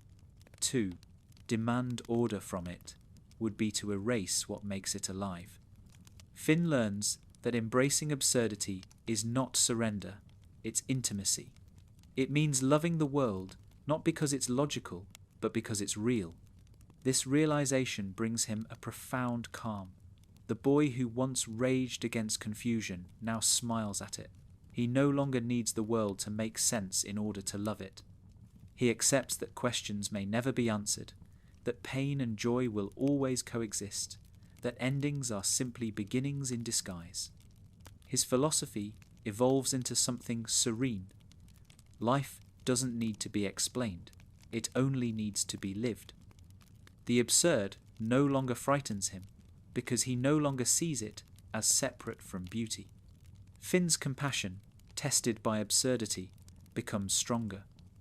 To care in a world without guarantees is the highest act of faith.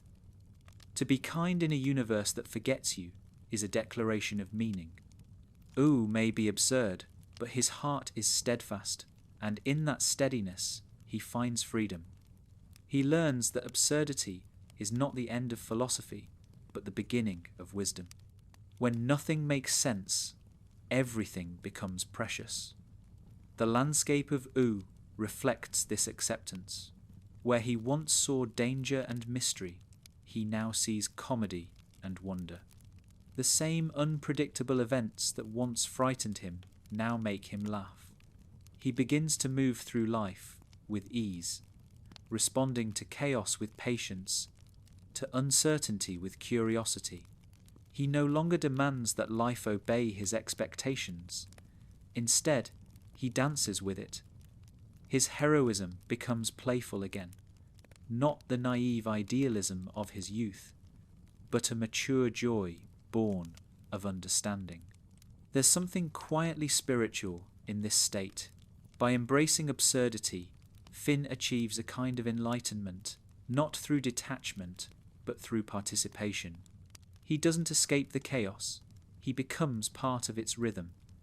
He learns to live without needing answers, to love without needing permanence, to act without needing reward. his life becomes art, not a masterpiece of control, but an improvisation of sincerity.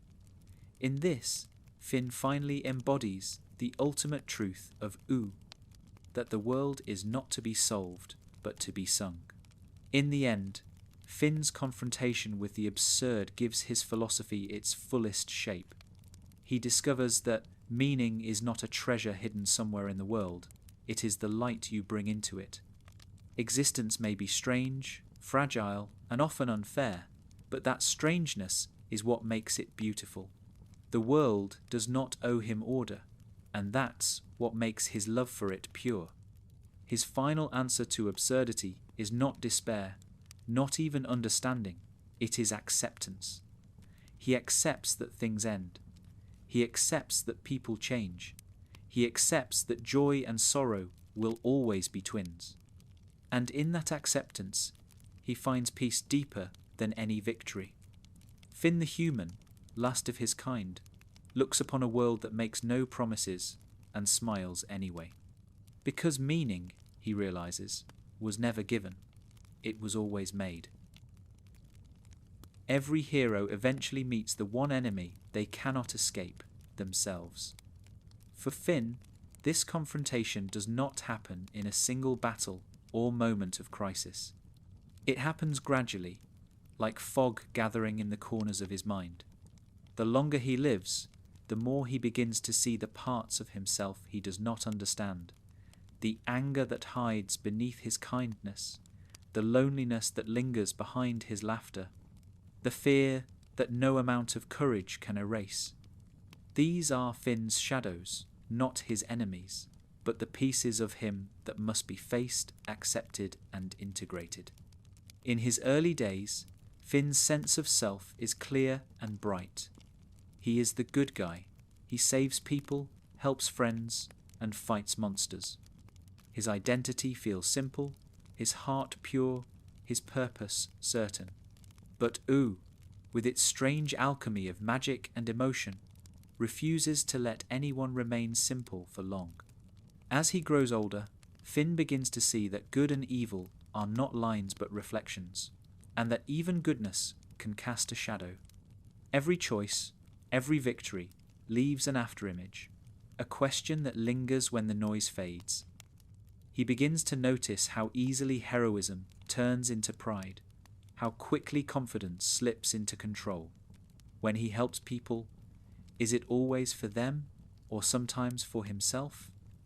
When he fights monsters, is it always to protect or sometimes to prove? These questions unsettle him because they chip away at the certainty that once guided him. But in losing that certainty, Finn gains depth. He begins to understand that morality without self-awareness can become arrogance, and that even the purest intentions must be examined in the light of humility. The shadows take many forms. Some are emotional, his temper, his jealousy, his restlessness. Others are existential, his fear of being alone, his uncertainty about who he is without the title of hero. In a world full of immortals and gods, Finn's humanity feels fragile. The thought of aging, of ending, of being forgotten, it frightens him more than any monster ever could. But even this fear has its purpose. It forces him inward, away from action, and toward introspection. He begins to realize that the true adventure is not out there in the dungeons and kingdoms, but within, in the dark corridors of his own mind. Oo, ever the mirror, begins to reflect these inner struggles outward. The beings he meets seem to embody his inner conflicts. A vengeful foe mirrors his anger. A lonely creature mirrors his isolation. A trickster mirrors his confusion. Each encounter becomes a kind of psychological dialogue, a conversation with himself disguised as adventure. This is one of Adventure Time's quietest truths.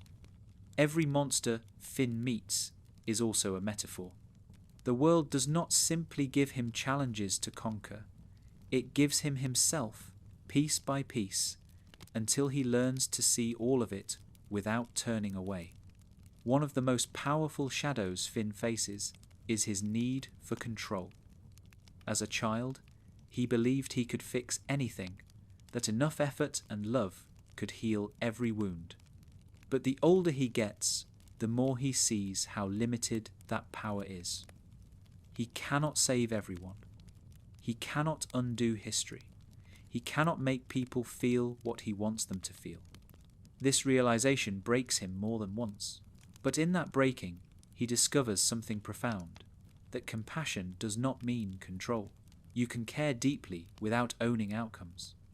You can love without saving. You can help without fixing. The acceptance of this truth is what turns his idealism into wisdom. Another shadow is his anger. Finn is kind, but he is not without rage. Beneath his calm exterior lies the frustration of someone who has seen too much suffering and doesn't know where to place it. His anger, when it emerges, frightens him. It feels like a betrayal of his identity, the good boy, the hero, the helper. But anger, like every shadow, has something to teach. Through it, Finn learns that emotions are not enemies, but signals.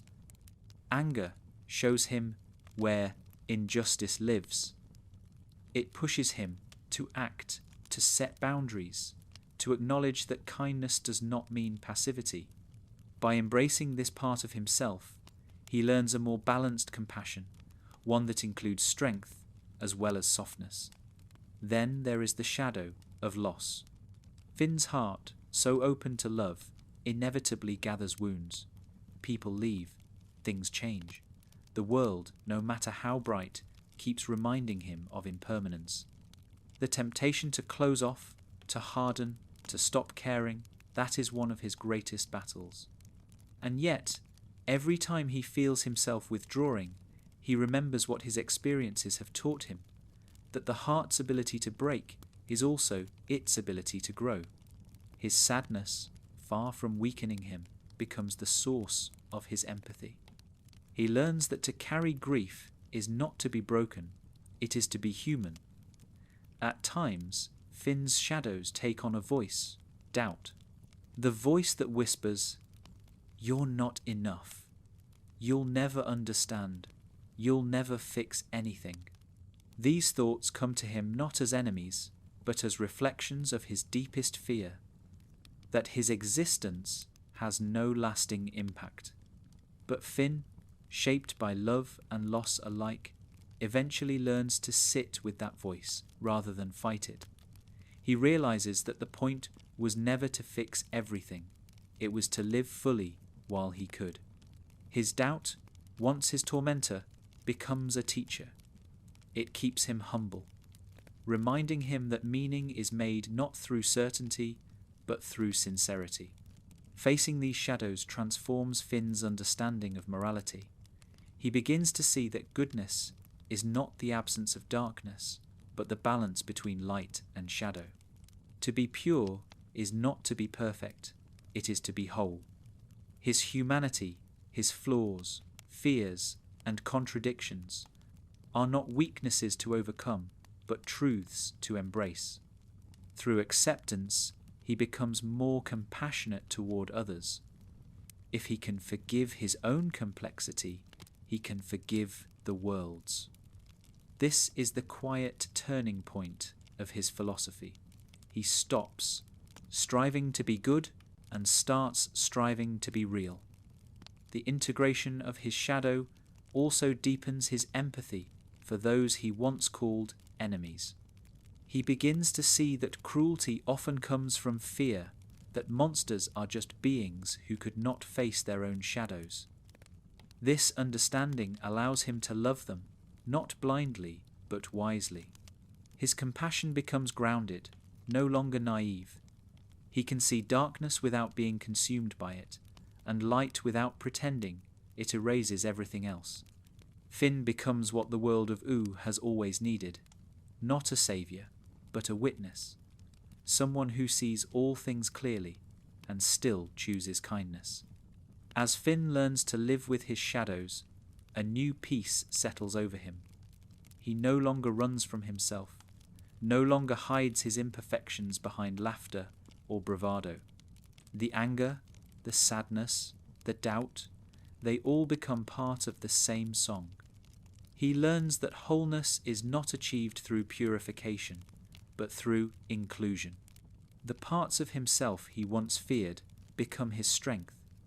His darkness gives his light context. His flaws give his compassion authenticity. To be human, he finally understands, is to contain multitudes. There's a moment of quiet enlightenment that comes from this awareness. Finn realizes that the line between hero and monster was never real. Both live within him, and the balance between them is what makes him whole. Ooh, too, reflects this truth. It is neither good nor evil, it simply is. And within that neutrality lies beauty. The acceptance of self mirrors the acceptance of the world. To love the world as it is, he first had to love himself as he is. By the time Finn reaches this understanding, he no longer seeks perfection. He seeks harmony. He doesn't want to erase his shadows. He wants to dance with them.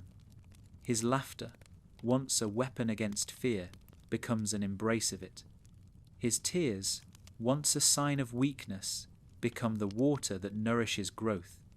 He no longer divides his soul into light and dark. He sees it as one ever-changing colour, fluid and alive. This is the culmination of his psychological and spiritual maturity. Self-acceptance. The hero who once looked outward for monsters to slay now looks inward for truth to love.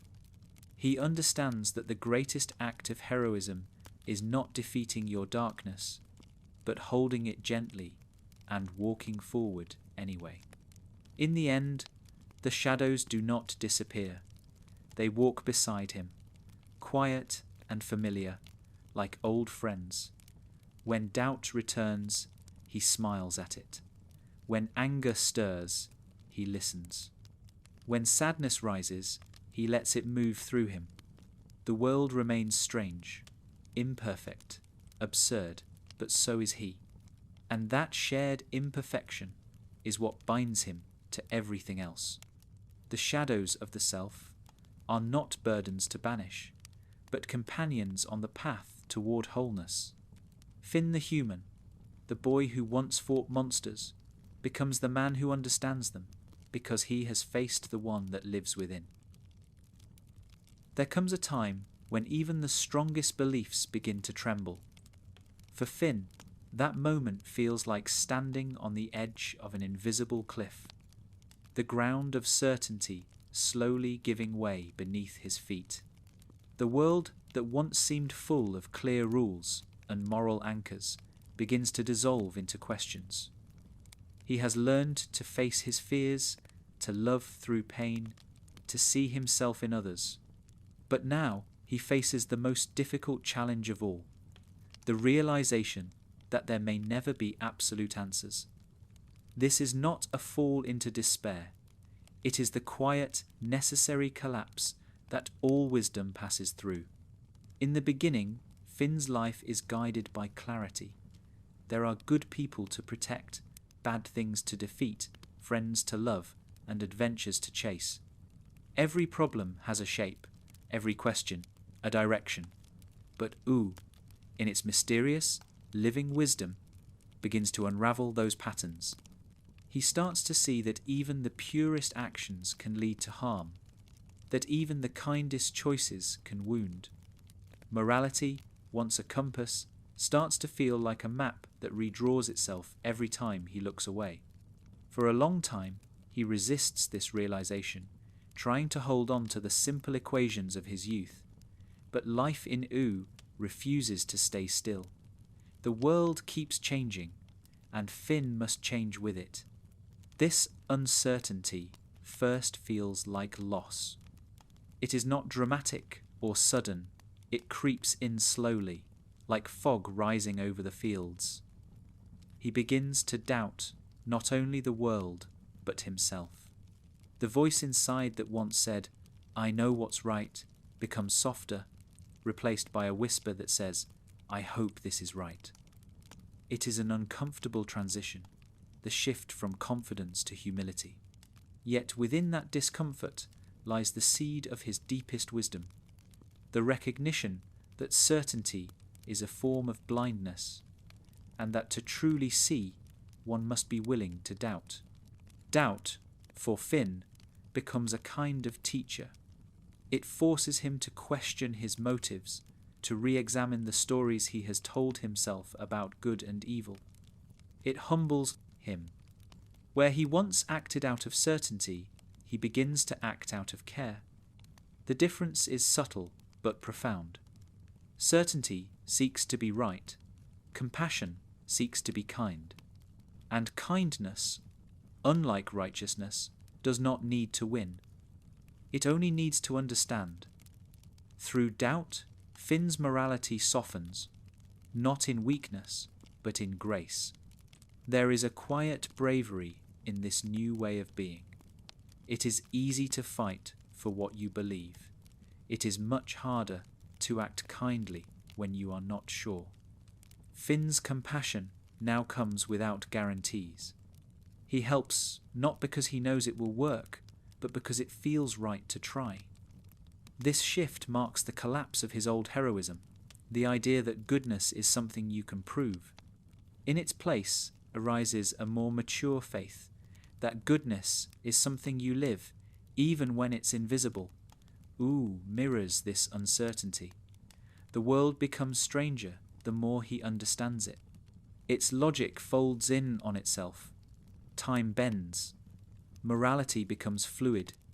He witnesses, friends make mistakes, kingdoms fall, old beliefs decay. Nothing is fixed, not even memory. This instability used to frighten him, but now it begins to feel like truth. Life was never meant to be stable. It was meant to move, to shift, to teach. The collapse of certainty is not a failure of understanding. It is the beginning of understanding itself. In the absence of absolute answers, Finn discovers a new kind of peace. He stops searching for permanent meaning and starts paying attention to the transient beauty around him. The world's uncertainty becomes sacred. Each moment, because it will never repeat, becomes precious. Every friendship, every breath, every sunrise gains significance simply because it will end. The impermanence that once terrified him now becomes a source of reverence. He realizes that perhaps the point was never to find something eternal, but to love what is fleeting. This acceptance transforms his relationship with others. Once, he offered guidance with confidence, the voice of a young hero certain of right and wrong.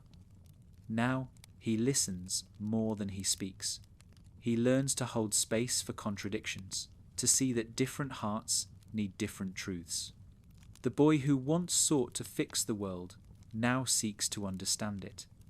His wisdom grows quieter, less like a command and more like an invitation.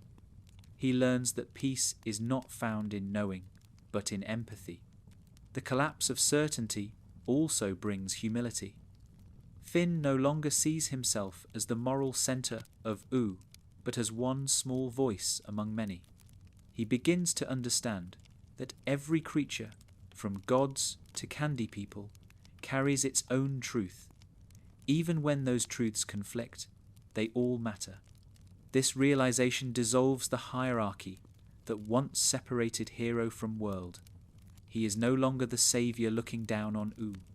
He is part of it, learning alongside everyone else. His humanity, once a symbol of uniqueness, becomes a bridge. There's a subtle joy in this humility. Finn no longer carries the burden of needing to have answers. He lets life unfold, responding with curiosity rather than control.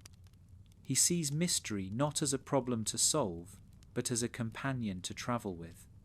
The same uncertainty that once made him anxious now comforts him, because it reminds him that he is alive. The unknown is no longer his enemy, it is his home. At times, this open-endedness feels like standing at the edge of an ocean, vast, unknowable, and shimmering. Finn doesn't try to measure it anymore. He simply wades in. He has learned that certainty is an illusion that walls off wonder. When you let go of it, the world opens again. Every experience becomes deeper, every feeling more vivid. Life, when unbounded by knowing, becomes infinite. This is what philosophers call freedom, not the absence of limits, but the acceptance of them without fear. There is a moment, not a grand scene, but a quiet realization, when Finn finally stops asking, "What am I supposed to do?" and starts asking, "What feels right now?" That question, simple and human, becomes his compass. It leads him not to perfection, but to authenticity. To live rightly, he learns, is not to follow rules, but to live sincerely, to respond to life as it is, with honesty and heart. In this new space of uncertainty, Finn's compassion becomes almost spiritual. He stops needing reasons to love people. He stops needing explanations for why things happen. He begins to love because love feels true, not because it can be justified. This freedom from logic turns his kindness into something infinite. It no longer depends on belief. It becomes belief itself. Love, once a feeling, becomes a philosophy, the only answer left when all others fall away. The collapse of certainty also changes Finn's relationship with suffering. He no longer demands that pain make sense. He no longer searches for lessons in every loss. Some pain simply is, and that's okay.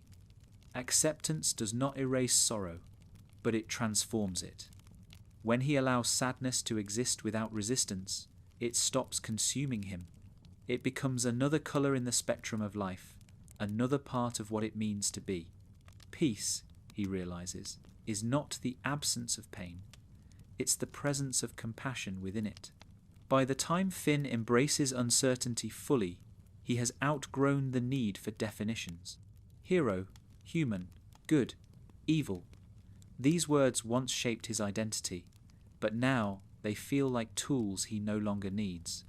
He understands that meaning is fluid, that every word is just a way of pointing towards something larger. He no longer clings to language or categories. Instead, he lives in the space between them, where silence holds truth more gently than words ever could. The collapse of certainty is not destruction, it is transformation. What falls away is rigidity, arrogance, fear. What remains is openness, curiosity, peace. Finn has learned to let life be mysterious, to let others be themselves, to let himself be incomplete. And in that incompleteness, he finds wholeness, because the human heart, like Oo, was never meant to be solved. It was meant to be lived.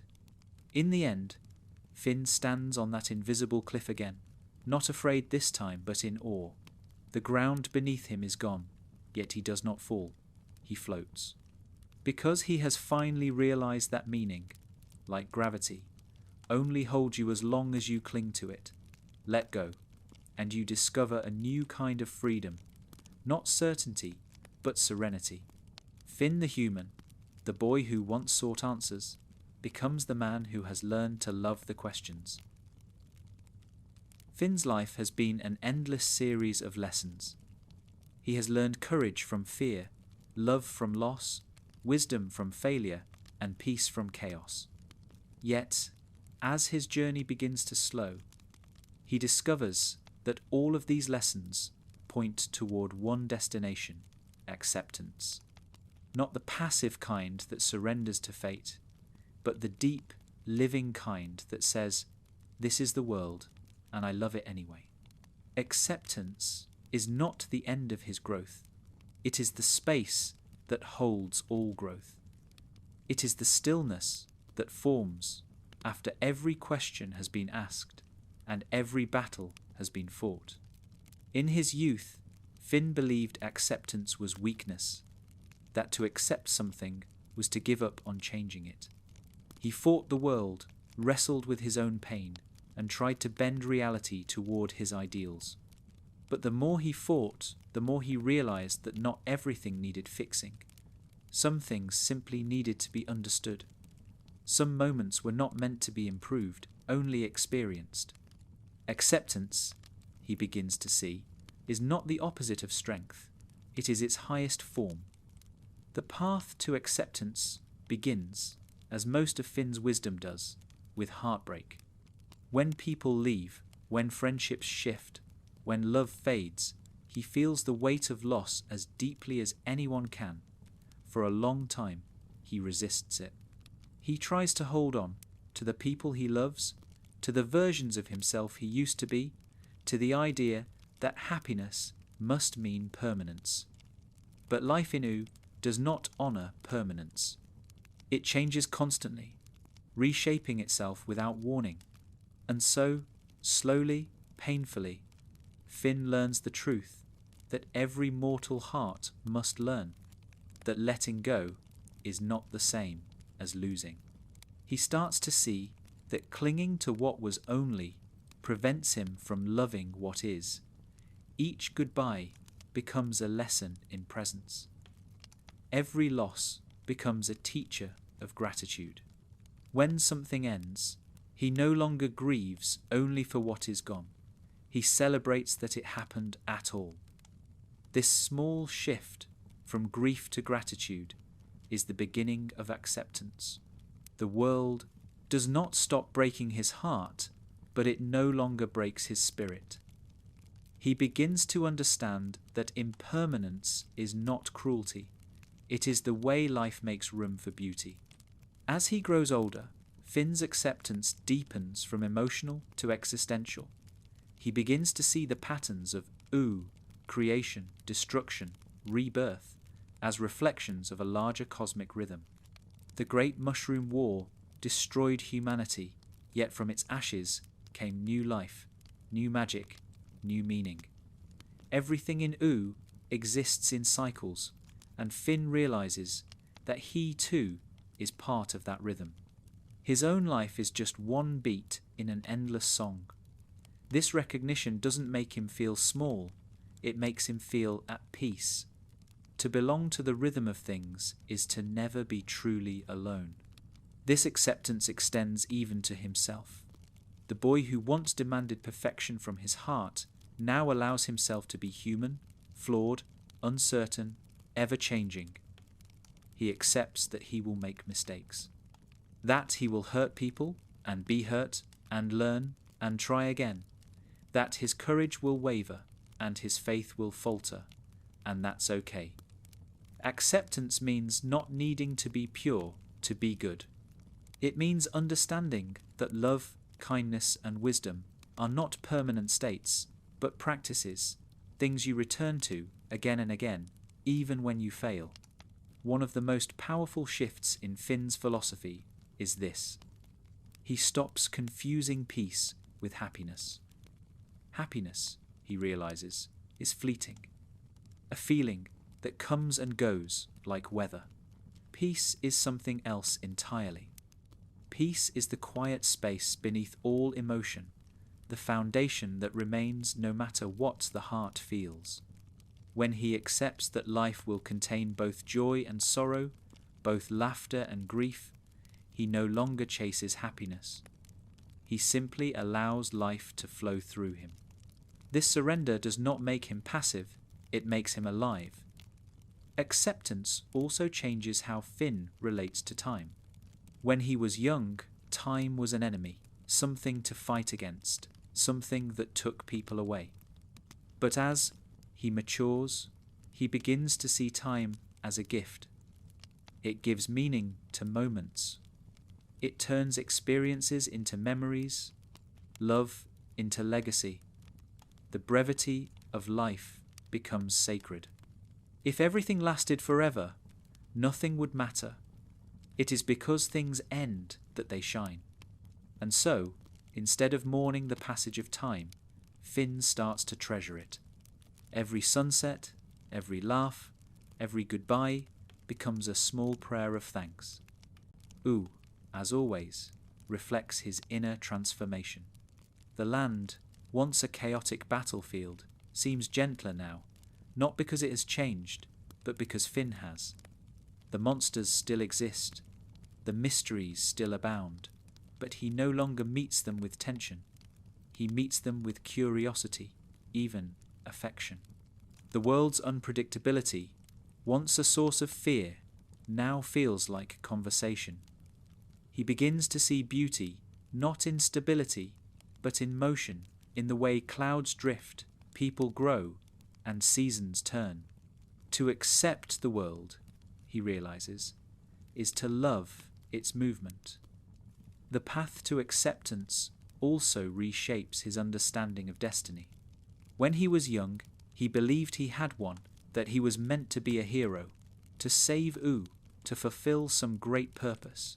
But as he grows, he sees that destiny was never something written in the stars. It was something written in his choices. Every act of kindness, every mistake, every apology, they were all the path.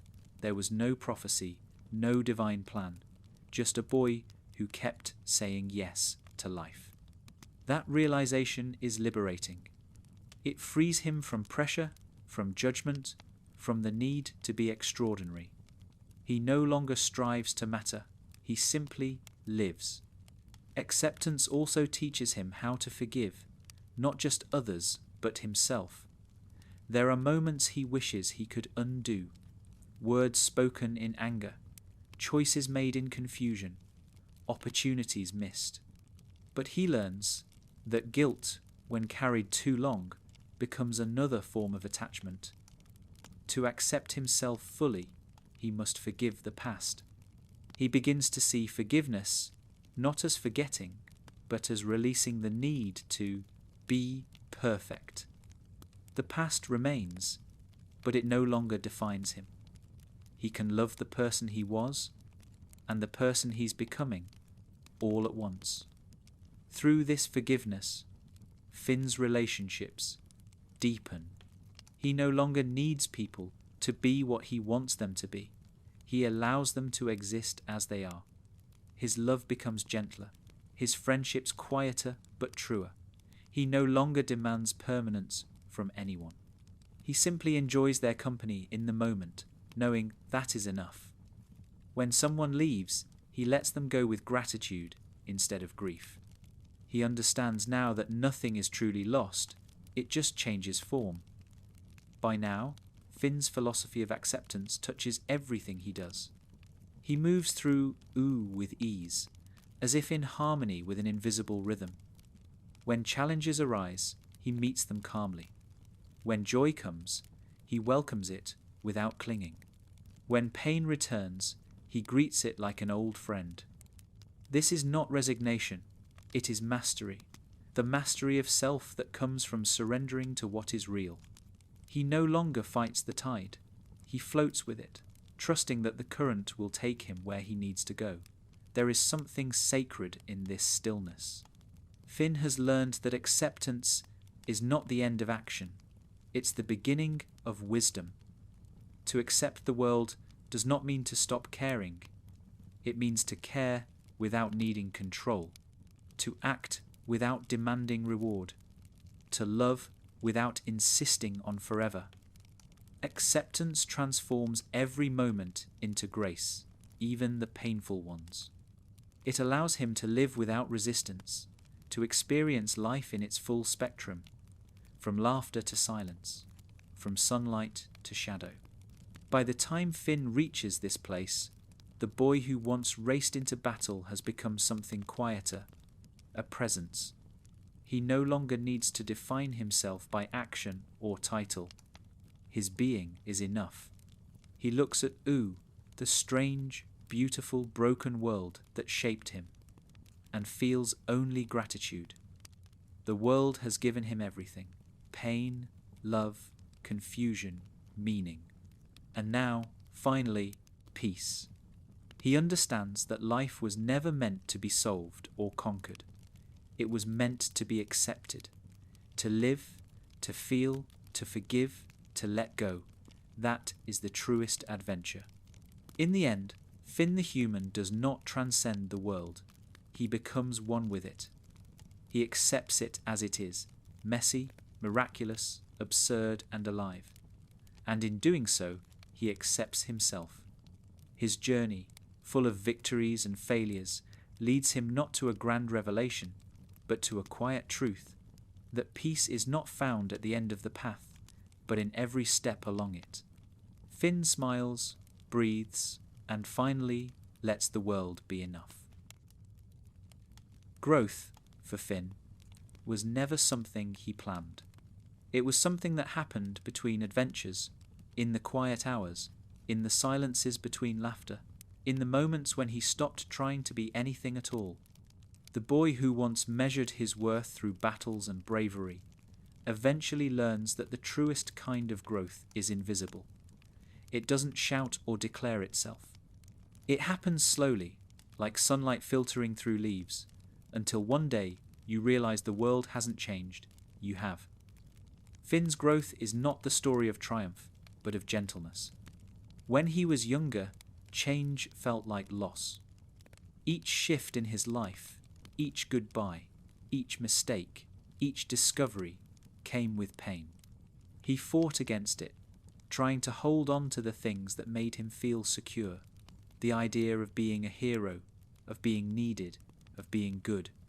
But as he matures, he begins to understand that growth is not about adding to yourself, but about learning to let go.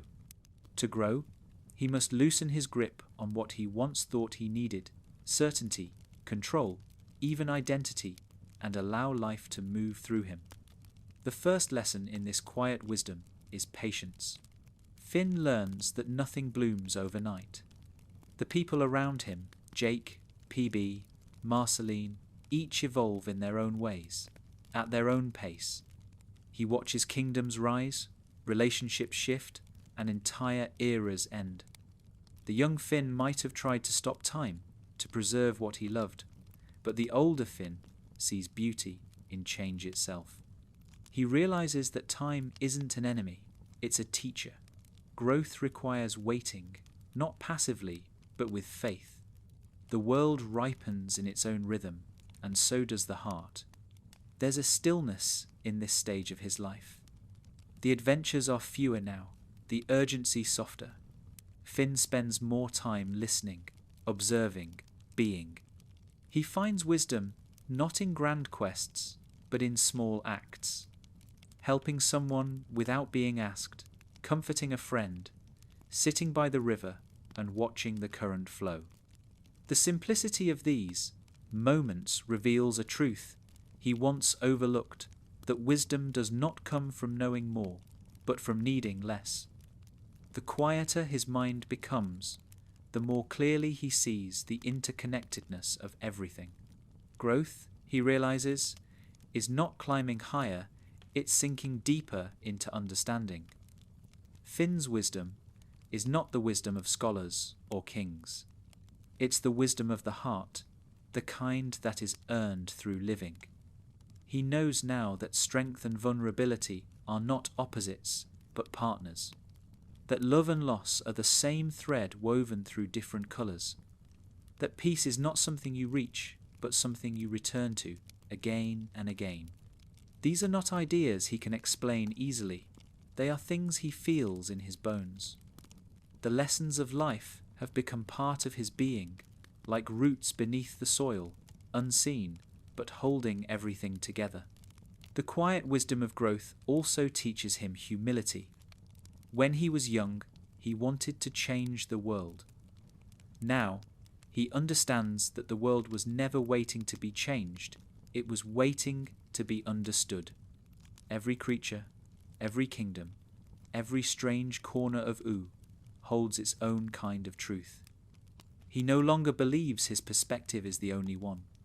When someone disagrees or acts out of fear, he no longer meets it with judgment. He meets it with curiosity. The older Finn listens more, speaks less, and finds that understanding is more powerful than argument. This humility also reshapes how he views failure. What once felt like defeat now feels like part of the process. He sees that mistakes are not detours, but directions, that every wrong turn brought him somewhere necessary. He no longer regrets the paths that hurt him. He knows now that wisdom doesn't come from doing everything right. It comes from surviving what went wrong and still choosing to love. Failure, he realizes, is not the opposite of growth. It's the soil that allows it. As Finn's understanding deepens, so does his gratitude. The smallest things, a shared meal, a joke with Jake, the sound of the wind become sacred. He no longer waits for great moments to feel alive. Every ordinary moment is enough. His sense of wonder, once tied to adventure and discovery, now exists everywhere.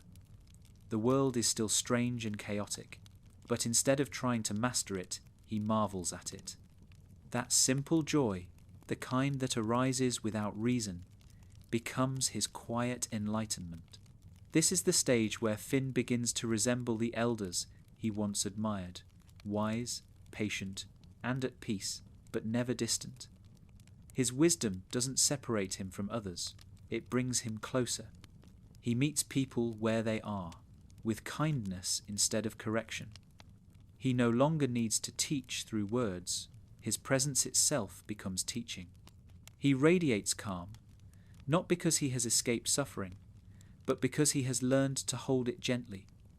Those around him feel safer simply by being near him. The boy who once sought guidance has become, quietly, a guide. The quiet wisdom of growth is not just about knowing, it's about remembering. Finn remembers what it was like to be young, confused, and desperate for purpose. He remembers every lesson the hard way, every wound that taught him compassion. And because he remembers, he never loses empathy. His maturity never turns into cynicism. He can laugh like a child, cry like a friend, and forgive like someone who has finally made peace with his own heart. Growth has not taken away his innocence, it has purified it. One of the final lessons of growth is learning to see beauty in imperfection. Finn no longer waits for things to be ideal before loving them. The crooked tower, the cracked gem, the scar on a friend's hand, all of it is beautiful because it exists. He sees the world not as something broken, but as something becoming. Ooh, in all its strange decay and rebirth, mirrors this truth back to him. Every ruin is also a foundation. Every ending is also a beginning. Growth, he learns, is not a straight path but a spiral, always returning to love, always finding new ways to see. By this stage of his journey, Finn no longer seeks meaning, he lives it. His days are filled with small rituals of connection. He plants seeds he may never see grow. He listens to stories from those younger than him, knowing they will one day surpass him. He understands that growth is not about achieving more, but about giving more. The measure of a life, he realizes, is not in its grand moments, but in the quiet ones that ripple outward long after you're gone. And so, Finn's philosophy arrives at its gentlest form, that growth is not a climb toward enlightenment, but a softening into awareness. The boy who once charged at monsters now walks slowly, listening to the world as if it's speaking directly to him. His wisdom is not loud or proud. It is humble, warm, and endlessly patient. It moves through him like wind through grass, unseen, but everywhere. When he looks back on his life, on every victory, every heartbreak, every mystery, he doesn't see a pattern of triumph or tragedy. He sees a tapestry woven from countless moments of change. And in each thread, he recognizes a lesson: patience, forgiveness, love, humility, joy. Together they form a simple truth, that to live is to grow, and to grow is to keep loving. In the end, the quiet wisdom of growth is not about becoming someone new, but about finally being at peace with who you already are. Finn, the last human, once sought greatness in adventure. Now he finds it in stillness, in watching the sun rise over Ooo, in the sound of laughter echoing from a distant valley, in the knowledge that life, no matter how strange, has always been worth living. He smiles softly, not because he has all the answers, but because he no longer needs them. Growth has given him something better, peace that whispers instead of shouts, wisdom that listens instead of speaks, and love that stays even when everything else changes. By the time Finn reaches the later chapters of his life, adventure no longer feels like something he must chase. It arrives gently, like an old friend. Once, adventure was how he defined himself, the measure of his worth, the proof of his courage. But now, it's simply the rhythm of existence, a cycle of beginnings and endings that mirrors his own heartbeat. The final adventures are not about conquering monsters or saving kingdoms. They are about learning to live fully, in peace, in purpose, and in presence. Finn's world has grown quieter, but Ooo is still Ooo, strange, beautiful, unpredictable. The Candy Kingdom hums with laughter. The Fire Kingdom burns and cools in its own seasons. The Ice King's legacy drifts through the air like faint music. New life rises from old ruins. Finn walks through it all, not as a hero, but as a participant. He no longer seeks to impose order. He observes, helps, and moves on. The world does not need saving. It needs understanding, and he has finally learned how to offer that. In these later adventures, Finn's goals are smaller, but no less meaningful. Sometimes, he helps rebuild a village after a storm. Sometimes, he mediates a dispute between two friends.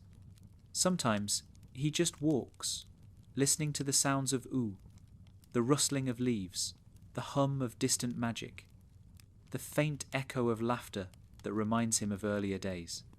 Each act, no matter how small, becomes sacred. Where once he sought glory, now he seeks harmony. Every step he takes is a form of prayer. What makes these final adventures profound is their simplicity. They are not driven by destiny or danger, but by love. Finn no longer feels the need to prove himself through action. He acts because he wants to, because the world calls to him softly, and he answers.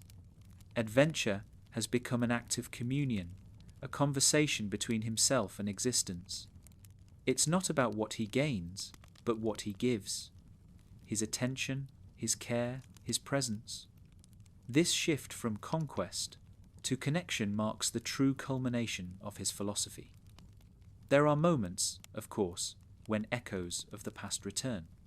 He still feels the thrill of battle, the rush of purpose, the spark of his younger self rising in his chest. But the way he handles these moments has changed. He fights not out of impulse, but with awareness. Every swing of his sword carries gentleness. Every act of defense is infused with compassion. The boy who once fought to win now fights to protect. The same fire that once burned recklessly now glows steadily, a warmth rather than a blaze. As the world continues to evolve, Finn becomes its quiet witness. He sees old friends grow older, new faces appear, old stories fade into myth. There is sadness in this, the awareness that everything he knows is slowly transforming, that even his own legend is becoming a memory. But there is also deep peace. He understands now that this is how it should be. The meaning of life is not to resist change, but to belong to it. Just as the world has moved through him, he now moves through the world, a living memory carried forward by time. Sometimes, on long walks through the fields, Finn reflects on the nature of adventure itself. He realizes that every journey he ever took was never about reaching a destination, but about discovering a new way of seeing. Each battle, each friendship, each heartbreak taught him something about what it means to live. The final adventures, then, are not an ending, they are a return to curiosity, to wonder, to the simple joy of existing. He is once again the boy who ran into the forest with open eyes and an open heart, but now with the wisdom of a lifetime behind him. Jake's presence lingers like sunlight, not constant, but always felt. The lessons they shared continue to guide him. "You don't have to know where you're going," Jake once said. "Just keep going." Those words have become Finn's quiet mantra. They remind him that adventure isn't a series of goals, it's the act of movement itself, the willingness to meet life as it comes. He no longer worries about legacy or destiny. He simply walks forward, trusting that every path leads somewhere beautiful, even if he never finds out where. Ooo itself seems to respond to his peace. The land, once wild and chaotic, feels calmer around him. The creatures who once feared him now greet him warmly. Even the remnants of old enemies seem softer, as if time itself has forgiven them. Finn's presence has become a kind of balance point, a reminder that the world doesn't need heroes who fix it, but souls who love it. His calm spreads quietly, like ripples across a pond. He is no longer the storm, but the stillness that follows it. There are moments of solitude too, nights by the campfire, when the stars shimmer over the horizon, and the world feels impossibly vast. Finn sits in silence, listening to the hum of existence. The air feels thick with memory. He thinks of all the versions of himself, the boy, the warrior, the wanderer, the friend. They are all still there, folded into one another like layers of a song. He feels no regret, no longing, only gratitude. Every version of him was necessary. Every mistake, every loss, every joy led him here, to this stillness, this gentle peace. The final adventures also teach him something about mortality. He no longer fears the idea of ending.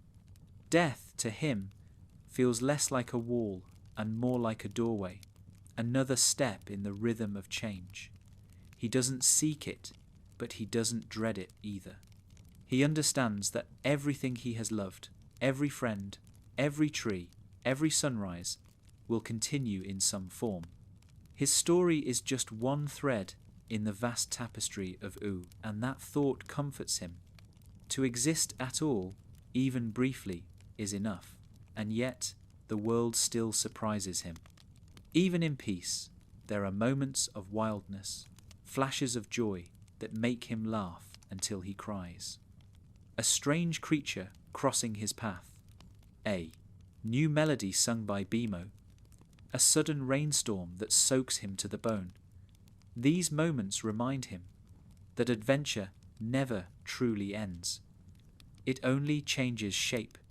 The excitement of youth becomes the wonder of maturity, not louder, but deeper, more enduring. The adventure is now inside him. The final adventures are not stories of conquest, but of communion.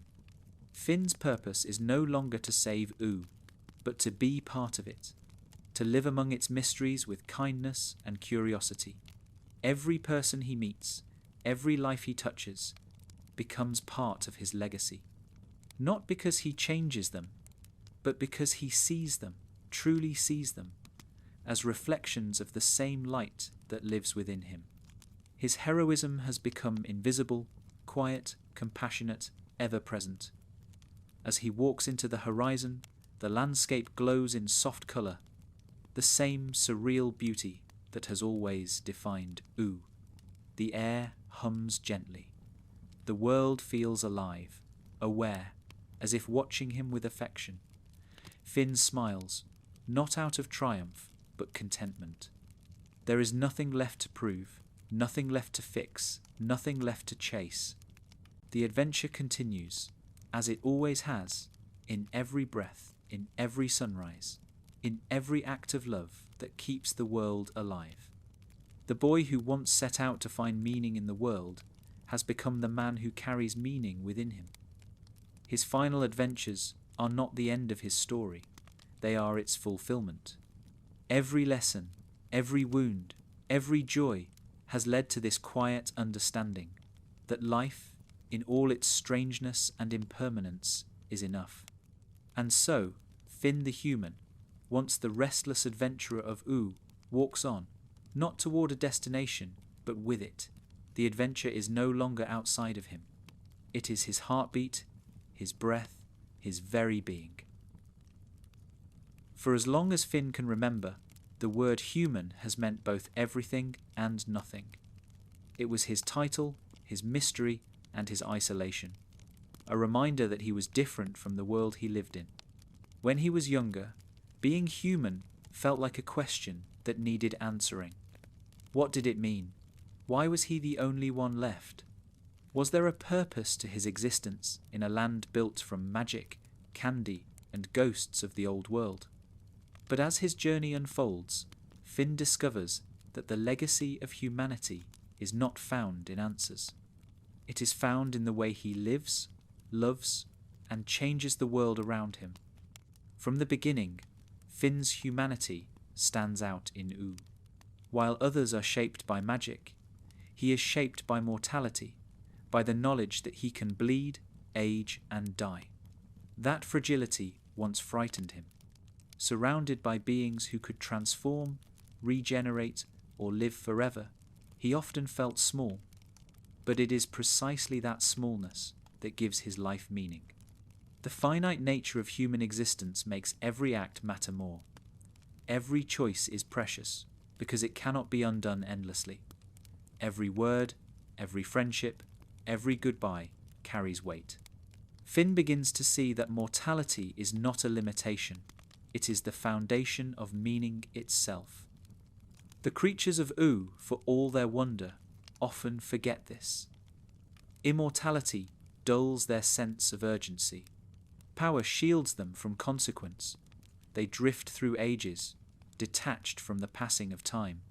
Finn, by contrast, feels everything, joy, grief, love, loss, as if it's happening for the first and last time all at once. His emotions are raw, intense, sometimes overwhelming. But that intensity is what makes him human. It's what allows him to connect deeply with others, to remind them that life, even when fleeting, is worth caring for. Through him, Ooo rediscovers the beauty of feeling. The legacy of humanity that Finn carries is not one of dominance or invention. It's one of empathy. He teaches Ooo that to be alive is to be vulnerable, and that vulnerability is sacred. His compassion, born from the awareness of mortality, becomes a moral force that ripples outward.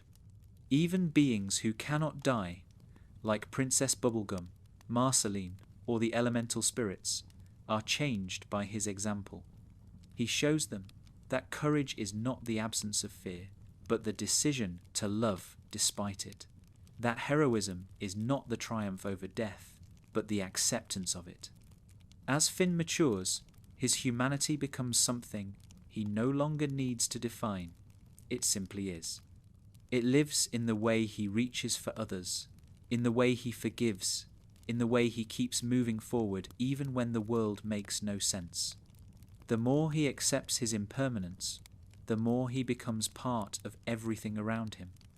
His mortality stops being a border between him and Ooo and becomes a bridge. The last human becomes, paradoxically, the most connected being in the world. There is a deep irony in this. The apocalypse that destroyed humanity also made it sacred. In U, to be human is to represent something ancient and irreplaceable, a form of life that can suffer, hope and love without certainty. Finn embodies that truth without ever needing to say it aloud. He does not rebuild humanity through civilization or legacy. He rebuilds it through spirit. Every act of kindness, every moment of understanding becomes a quiet resurrection of what humanity once meant. Over time, the people and creatures of U come to see him not as an anomaly, but as a symbol, a reminder of the emotional depth that all beings share, even those who are not human by form. The flame that once defined the human race, its curiosity, its creativity, its empathy, lives on through him.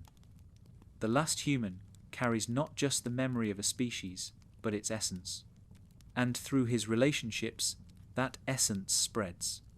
The legacy of humanity is no longer confined to blood or biology.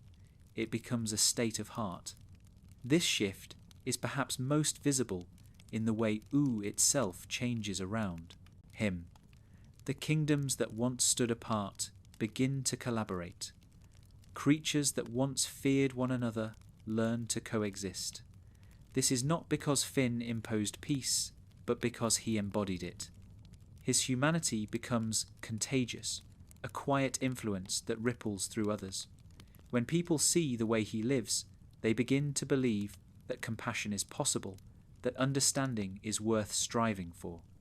U, once defined by its chaos, begins to hum with quiet connection. The legacy of humanity becomes the heartbeat of the world. Finn's friendships also reflect this evolution. With PB, he bridges science and emotion, the mind and the heart. With Marceline, he bridges memory and renewal, the past and the present. With Flame Princess, he bridges conflict and compassion, the fire and the calm. With Jake, he bridges difference itself, the human and the magical, the mortal and the eternal. These relationships are not just personal, they are philosophical. Each one symbolizes humanity's ability to unite opposites, to hold contradictions without fear.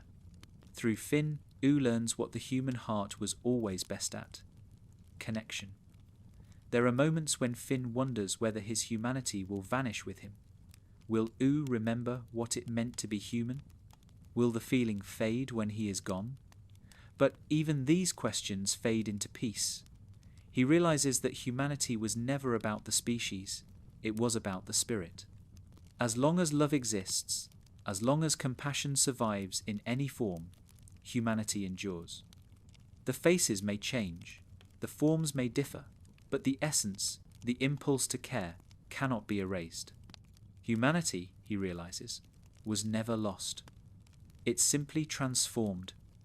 This realization brings him profound serenity. He no longer mourns the past. He no longer dreams of restoring the old world. Instead, he honors it by living fully in the new one. Every small act of kindness becomes a tribute to what came before. Every time he comforts someone, or forgives a mistake, or marvels at a sunrise, he continues the human story. His life becomes a love letter to existence. Not nostalgic, not tragic, but grateful. He doesn't need monuments or bloodlines. His legacy is written in the quiet goodness that continues after him. The legacy of humanity also carries a lesson for U's immortal beings.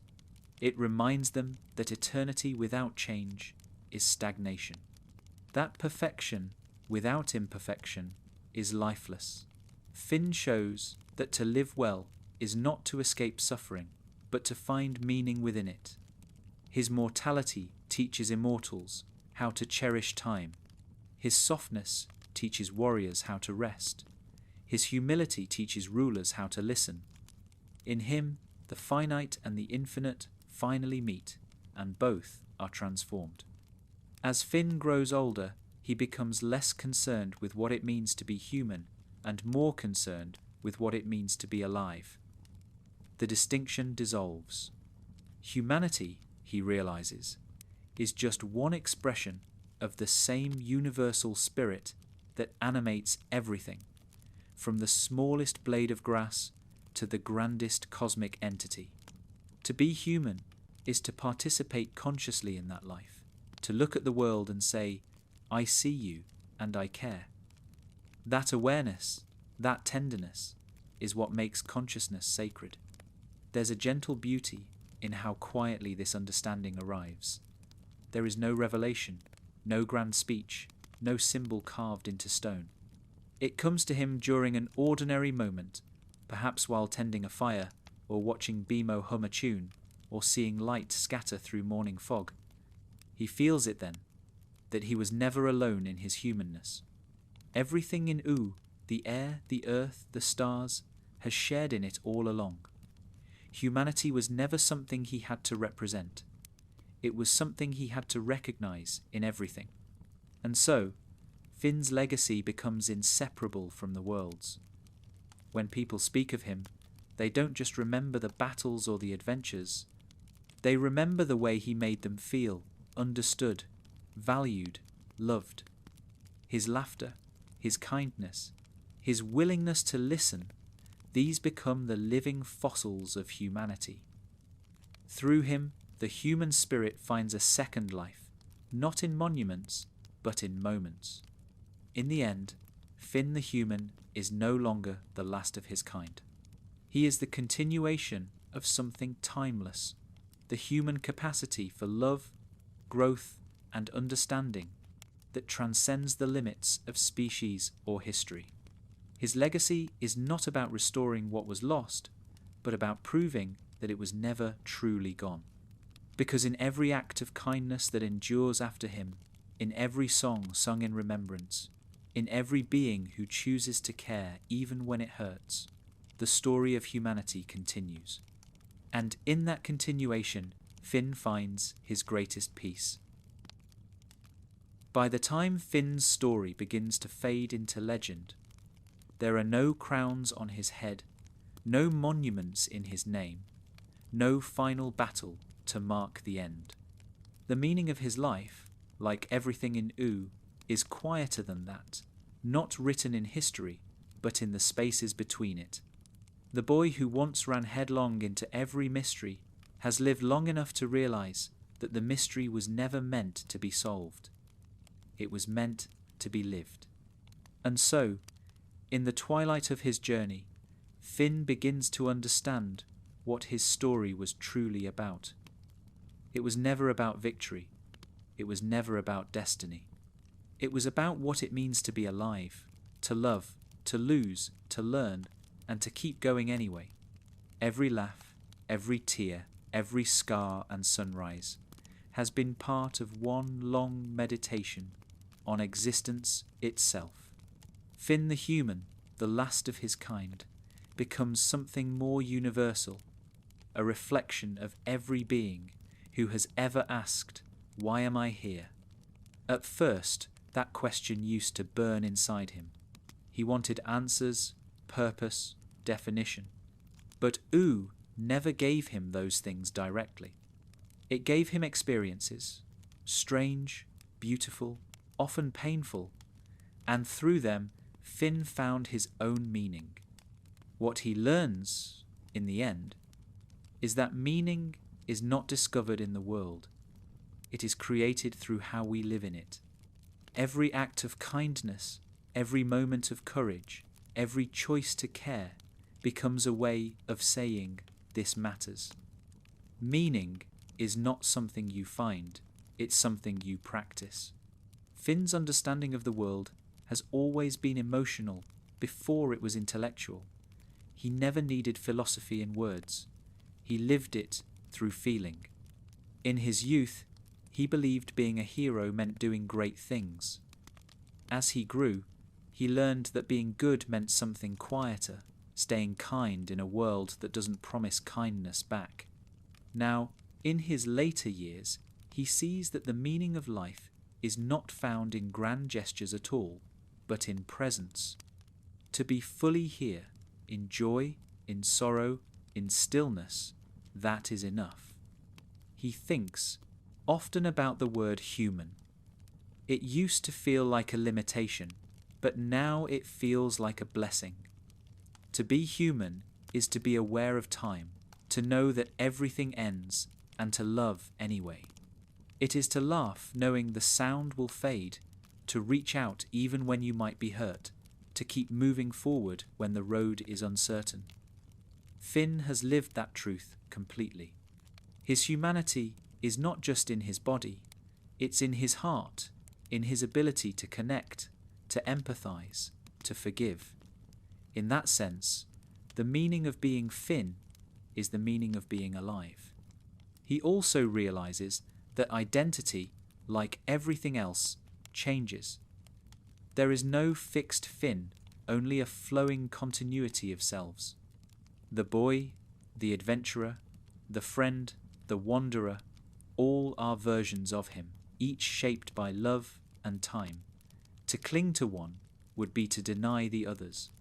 So he lets them coexist, like memories that sing together. He no longer needs to define who he is. He simply is. The name Finn the Human has become less a title and more a gentle echo, a reminder that existence itself is enough reason to be.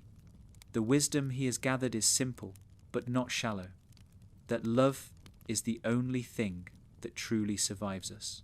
Power fades, knowledge fades, even memory fades.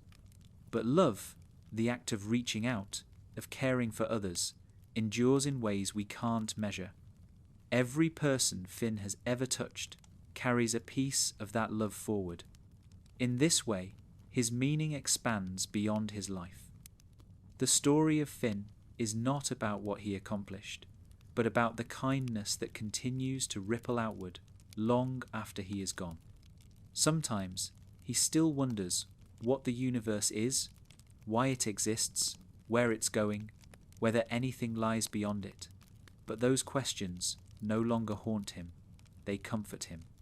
Because he understands now that the mystery is not meant to be solved, it is meant to be shared. The beauty of life is not in knowing, but in being together in the not knowing. The unknown is no longer frightening. It's the space where connection happens. In quiet moments, Finn walks through the same forests he explored as a boy. The trees are older, but so is he, and they seem to understand each other. He feels the hum of ooh in the wind, the pulse of life in the ground beneath his feet. Everything feels familiar and yet new, as if the world itself has been growing alongside him. He smiles, realizing that ooh was never separate from him. It was his reflection, his teacher, his companion. To love the world was to love himself, and to love himself was to love the world. He remembers the people who shaped him, Jake's laughter, PB's wisdom, Marceline's music, Bemo's joy, Flame Princess's fire. They are all part of him now, threads woven into the fabric of his soul. Their lessons, their love, their imperfections, they live on in the way he walks, the way he speaks, the way he sees beauty in everything. He realizes that the meaning of life was never something he could find alone.